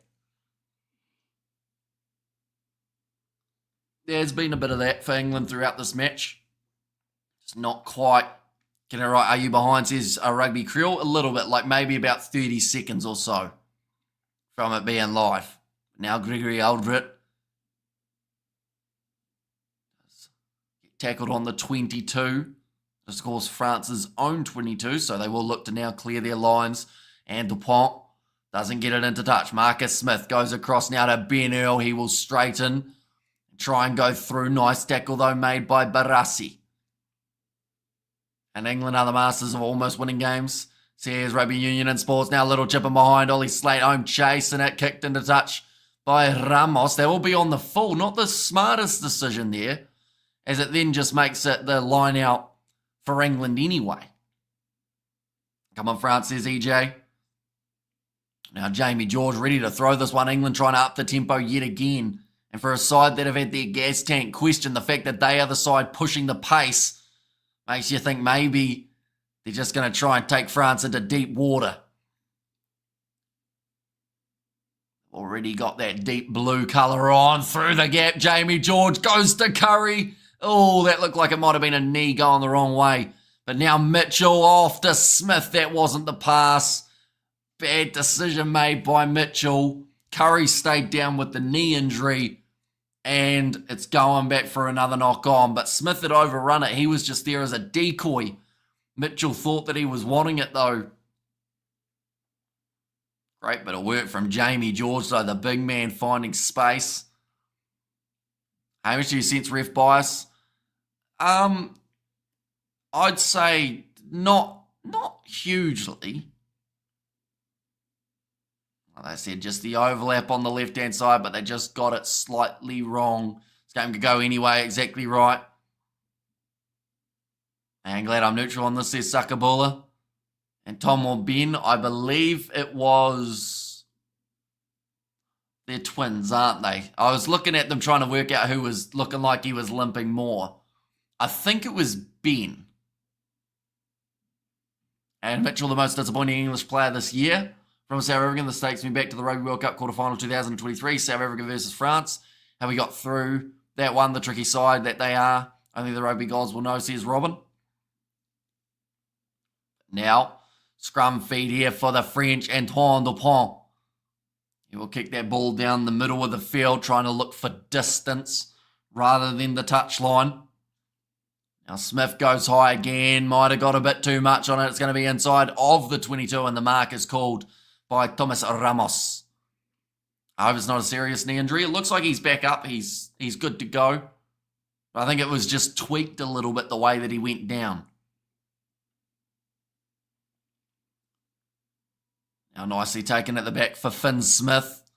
Up and under once again the tactic for the English. Ramos claims it. Ben Earl misses the tackle. Toje trying to get into that breakdown. I don't think there was a clear roll away coming from the English, though. As a bowler, how do you feel about Mancats? Do one next time, and then we can hear about it. Says EJ. I mean, Mancats, as long as you warn them, like, it's a little bit similar to baseball, isn't it? How you try and steal that little bit of ground first, steal a base. But, yeah, you don't get too many of them in our grades anyway. Now, running forward, Ben Earl. Now, Mitchell. Across to Ollie Chesham, who made his way onto the field recently. It was a lot of tongue roll for just saying recently, wasn't it? And maybe Scotland the only British team to win this weekend, says Bruce. And 60 minutes are over. Will England collapse now? They have the gas to go 80 minutes. The good news for them is they're at least on attack at the moment, so it will be a lot less fatiguing than if they're having to make 50 tackles. That's another drop ball. Oh, ref said play on. But England have got possession. Mitchell, now short ball. Goes off to Curry. Another offload. Jamie George Slade puts the little kick in my eye. Belbari is all over it though. He'll slide it dead. A Mancad robs the viewers of the game of cricket. You watch it to see quality bowling and batting. With a Mancad, you get neither. And my mummy won't let me watch the rugby because she's having quiet time in the lounge with Uncle Jimmy. Says just me. That's an interesting situation that you got yourself in, just me. All you need to know, though, is 6 points difference at the moment. And yeah, depending on how long they are, you've got 14 minutes. So you might get to see the end of it, depending on Uncle Jimmy's stamina. Now 2 tries apiece for these two sides. And there's a chance of a bonus point if someone scores very soon, but I just don't quite see them getting there. Sports betting will kill me, says Bakang. Here's a bit of advice. If you are losing a lot of money doing sports betting, don't do sports betting. That's my advice. What a strange game, says Kwasi. It has been a little bit, isn't it? In fact, it looks like there is a Curry getting an ankle strap. So it might not have been the knee, but it might have actually been the lower appendage. 14 minutes left. DuPont is still out there on the field. No, in fact, no. Now they've taken someone else off and put Legaric on. Timeless advice? Yep. I think it's pretty good advice overall. Yeah, so DuPont and Legaric will be staying on. I do like Legaric as the 9, though. That's the only slight problem. Maybe DuPont will go into that back line. Uncle Jimmy has a headache. Says Risson, only gamble the money you can afford to lose. There you go. Says Sebastian. It's a bit of advice that not many people do take. They've called for a shot here, England.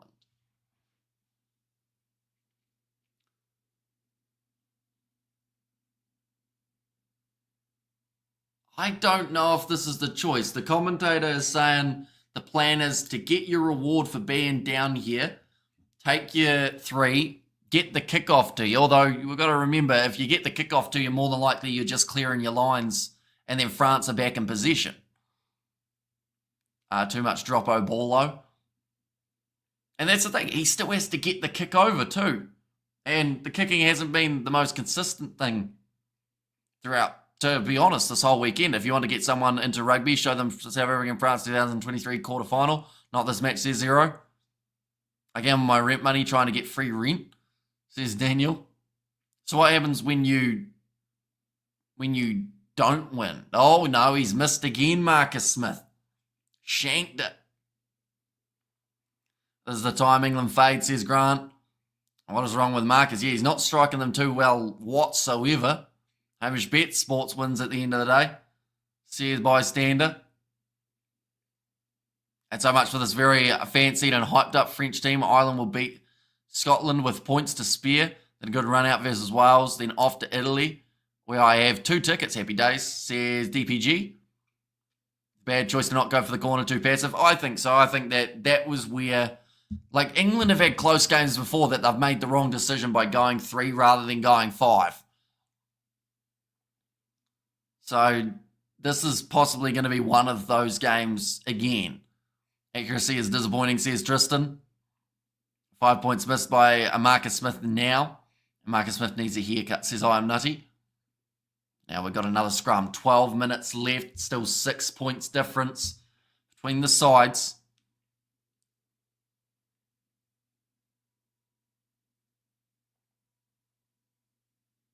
And this is the thing with England. Sometimes it feels like they need to roll the dice, and the team upstairs don't have the cojones to commit.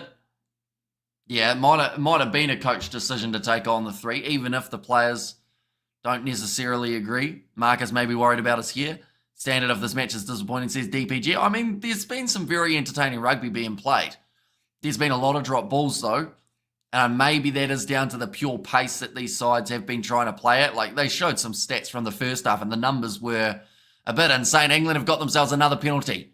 Right. This is where they need to think about it here, England, and go for the corner. And it looks like they're going to. England seem to lack stamina, says Calmac. And England trying their best not to win. Crap decision, says Jimbo. But now they've kicked for the corner. 5 metres out. line out chance.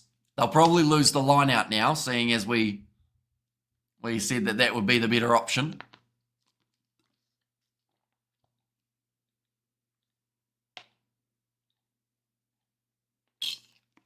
Right, Jamie George.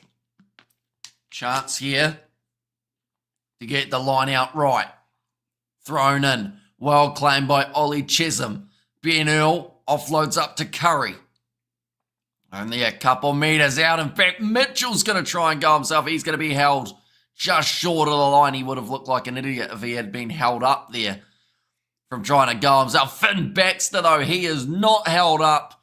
And England score the try. It's going to put them within one with a kick to come that would then give them a lead of one if it was to go over. And French defence too strong, counter-attack on, says Ruth. Now make us the new England coaching staff. What did we say? In less than 10 minutes left, says Zero. Yeah, only 9.5 minutes remaining on the clock now. You have no more nails to bite. Or I have no more nails to bite. Where's the kick from? It's from about 25 metres out. In fact, it might even be a little bit closer. So it should be an easy one. But Marcus Smith, in fact, they've switched it now. They've given it to Finn Smith. Marcus ain't taking the kicks now, says South. And Go the Shark, says TJ. Finn Smith. He's just got it over. Tell you what, that was inches in it. The baby did well to score that, says Grant. And here we go. Should be an entertaining finish.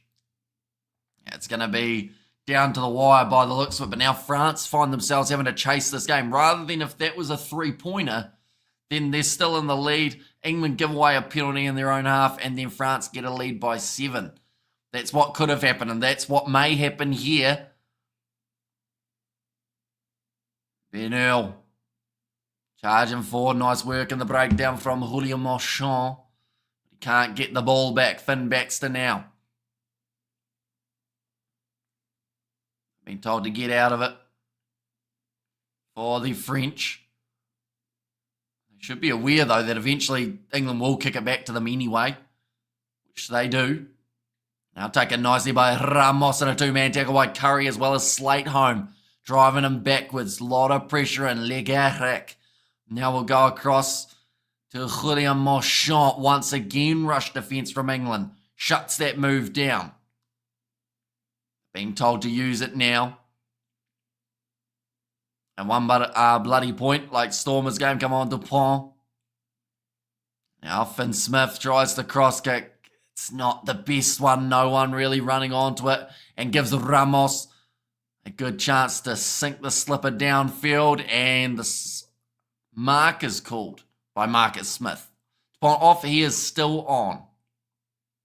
They just decided to swap Legaric for someone else in that back line. So yeah, he's still going to be out there for the rest of this game. Let's go. England are actually about to win. It's still early. Like 7 minutes remaining is an extremely long time. Once in my lifetime I'm supporting the Pobbies. I must be humbled, says Morse. Now, kick downfield again. Marcus Smith goes up and takes it well. Two-man tackle on him. Dupont being one of them. Again, a good clean out from England. Marcus be like Marcus. That was a very much a dad pun, Sebastian. But I liked it. France might actually lose. Unacceptable with the level of talent they have, says Boy 10. Nicely taken. But my UK girlfriend was hypersexual. What does that mean, RIP? But now Marcus Smith. I'm back across to the right. Finn Smith. Oh, referee. Screaming for England to keep coming back. Little bit of a handling error at the back from Antoine Dupont. But it went backwards.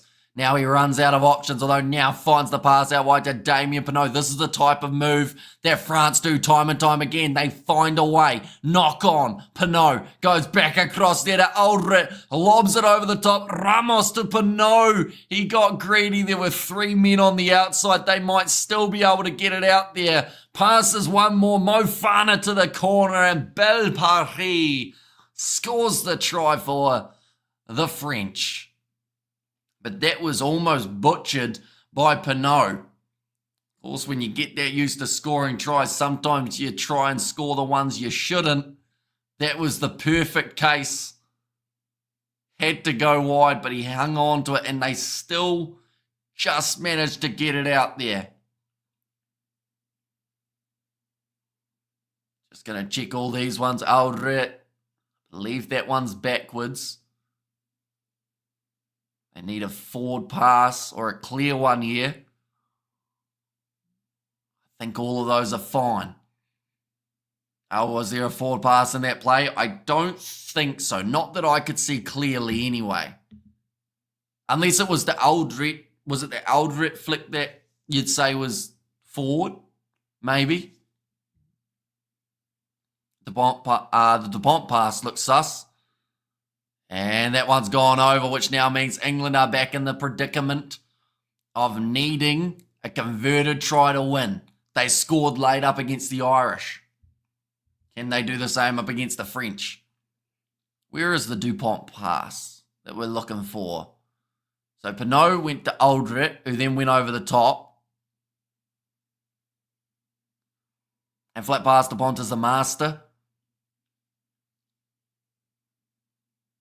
And we have got there. Come on, you English mother. Score again, says Val. It's probably what's going on in Borthwick's head. Oh, it's stolen back by England. France with the handling error. They almost could have given away a penalty there in the breakdown, France. Now Marcus Smith, this game's not done yet. Passes one more. Running forward, Elliot Daly there, 22 metres out from the line. Alex Mitchell looks both ways. Goes off to Finn Baxter. Even when Helmet messes up, he still causes chaos for the opposition, says Grant. Now Mitchell goes to Ben Earl. 4 minutes left in this Six Nations fixture. Now Lawrence tries the grubber. It goes into touch too much on that one. What do England have in them? There would be a stable win for Borthwick. They need it. Yeah. If they can get the win here, they'll be in a great position. But it's very close, but so far away. All right, we will go like that. We will go like that as well. Right, they'll have the exit from inside of their 22 here, France. Down to 3 minutes left. England will not take it quickly. Dupont was born forward. That was forward pass by Given, says Doma. And Dupont passing like an NFL quarterback, and Mitchell butchering all around him. Not sure that grubber was the right choice. Nah, it definitely wasn't, but Lawrence now knows to not do that again. It's going to be an advantage to England again for a knock-on. Just the knock-on advantage. Mitchell going for a kick. Advantage is over. That was stupidity from Alex Mitchell. Looking for the turnover, though. Luckily for him, the forward saved his backside. I think my money is on you, says Michael. How's the master of suspense and commentary, but now England have got the opportunity to kick for the corner. 2 minutes left now on the clock. And it's gone out. Oh, it's going to be about 15 metres from the line. In fact, 16 metres. He really wanted to make sure that it didn't go dead. Like they've said, converted try wins this game for England.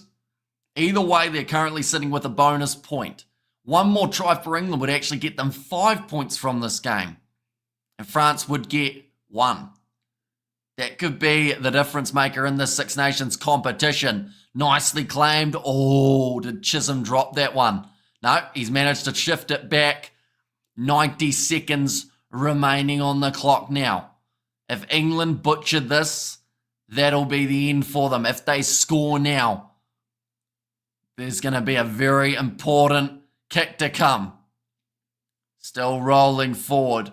Referee has now told them to use it. Mitchell goes across there. Lawrence to Finn Smith. Elliot Daly scores the try. And it should be straightforward for the kick. It shouldn't be difficult. It'll be about 20 metres out. Maximum. Daly scoring only about 3 metres to the side of the post. But Elliot Daly, the experienced head, great short ball from Finn Smith, sets him up maybe 5 metres to the side of the post. But now,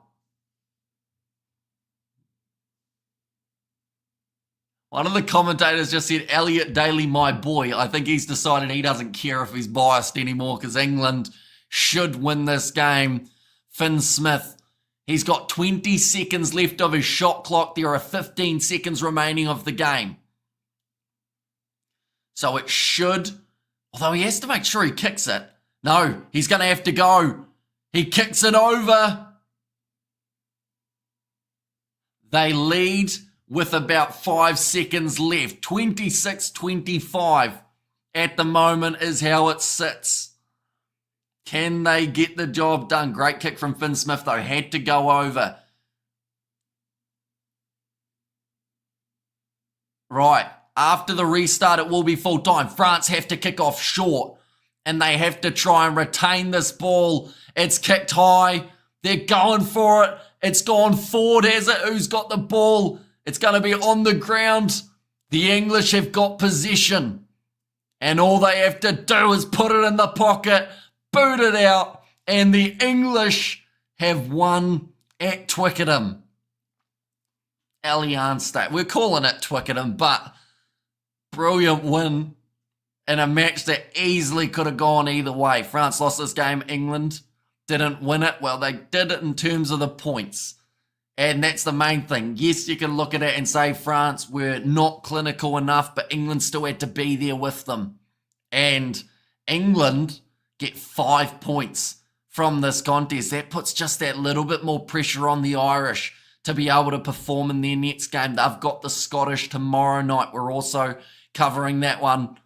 Oh my goodness, France, what was that? Yeah, it was far from their best performance. England even would say that it was far from theirs. But plenty of bonus points going around. France get 1 point for the defeat. A huge win for England. And 1 point game average, thanks so much.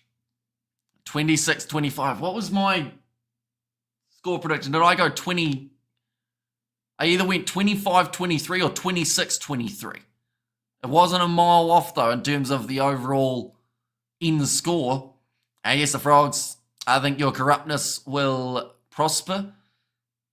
And also some more England and get it. And I got that wrong, says David. It was 1 average, says RIP. Another 1 point game today. Yeah, some pretty close games throughout this weekend. And we are going to be, of course, back for that England versus Scotland game, which is happening just around the corner. But a massive win for England over this French side who have looked at times unbeatable. But now England have got the job done at home as well. So that is a big one for them. Puts their Six Nations back on the right track. Hamish, go to bed. Well done, England, says Albert. And no team is untouchable. And our win for the Scots, says Gabriel. Well, that would certainly throw another curveball into the mix. If Scotland were able to cause the upset, go 2 wins from 2, they'd be top of the table at the end of this round. If France overrated? No. No, I think they've earned the rating that people give them. This was not their best game. Damien Penaud dropping the ball a few times.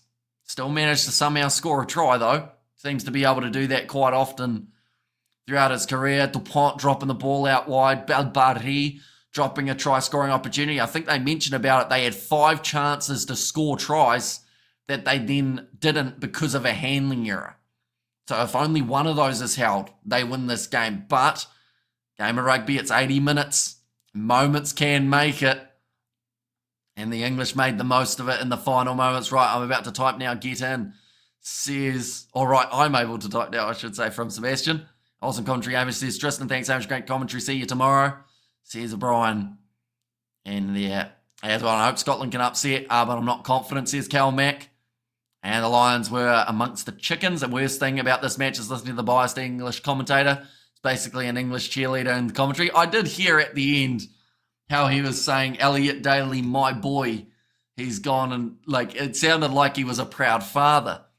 But, yeah. It was certainly a hectic last 10 minutes.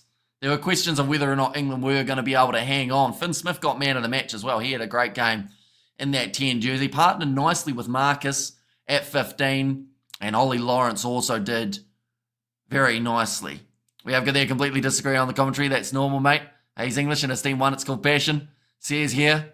And thanks so much. Great commentary as always, says Neville. And English people are allowed to support England. Cry more, says Mr. Marmite. And take care, Brian says, Tristan and Epic game, best Six Nations game so far. It was exciting. Another great show presented by TKL. Thanks for your channel, Hamish.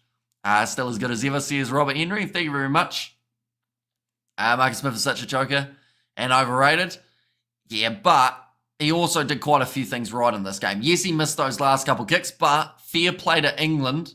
I don't know whether it was Smith's decision or whether it was Borthwick's, but if it was Smith's, to say, look, I'm shanking these, get someone else kicking, and then Finn Smith got those last 1 or 2 kicks over, didn't he? So, you know, other than that, I think Marcus Smith, there was still a few good moments for him throughout this game. Yes, he wasn't quite on his A game, but I'd still give him a solid 7 out of 10 for what he was able to do. Like, people were saying he was the best English player in the first half. But second half, of course, that changes people's opinions a little bit. He always shanks hard to the left, says Bill. But, like I said, they made the switch. And in the end, that extra kick that Finn Smith was able to get over was the difference maker. English need Hamish in the commentary, says JP. And Finn Smith is class. And France was shocking and got humbled, says Stephen Pope. Well, I think they just realised that they can't play like that. You know, if they end up doing it and they have that many handling errors, they're going to be dangerous. And you know what? You know who's going to get the brunt of it? The Italians, because they have to play them in 2 weeks' time. And Italy, if they're not careful, are going to end up with a very angry RAF of France. Of course, next game for England, they're up against Scotland. That's a very important game for them as well. And they're at Twickenham again. Wales, Principality, taking on the Irish. Will the Ireland side be top of the table at the end of this round, or are we going to see little bit of a leapfrog if Scotland can somehow cause an upset? I know some people will say, no, it's for sure that that Ireland will win that game, but people thought France would win this one, and in the end, separated by a very thin margin. France sucks, says Mr. Marmite. A couple of Scotland says, yeah. And we have there the referee, the referee to take the ball to the line on the last try. Johnny Sexton-esque, says Ashley. This result doesn't explain why the French care more about club rugby than international, says Boy 10. And a strewn game, but England deserved it. And what a game, says Giddy Giddy. And also we have got there, France got Nade. And today was just 2 close 1-point games in both balls in English games, says LFG. And France are bigger chokers than my Proteas cricket team, says Shane. I have the England won today, says Joshua. I want Scotland to win tomorrow, is his other comment there. So, yeah, we are going to be covering that Scottish game on the channel up against Ireland. We will be starting probably 15 minutes before kickoff. So if you are new to the channel, of course, be sure to leave a like and subscribe. Do thank you all very much for tuning in. And we will be back for the next game of the Six Nations. But thank you all very much. Be safe. We will see you all tomorrow.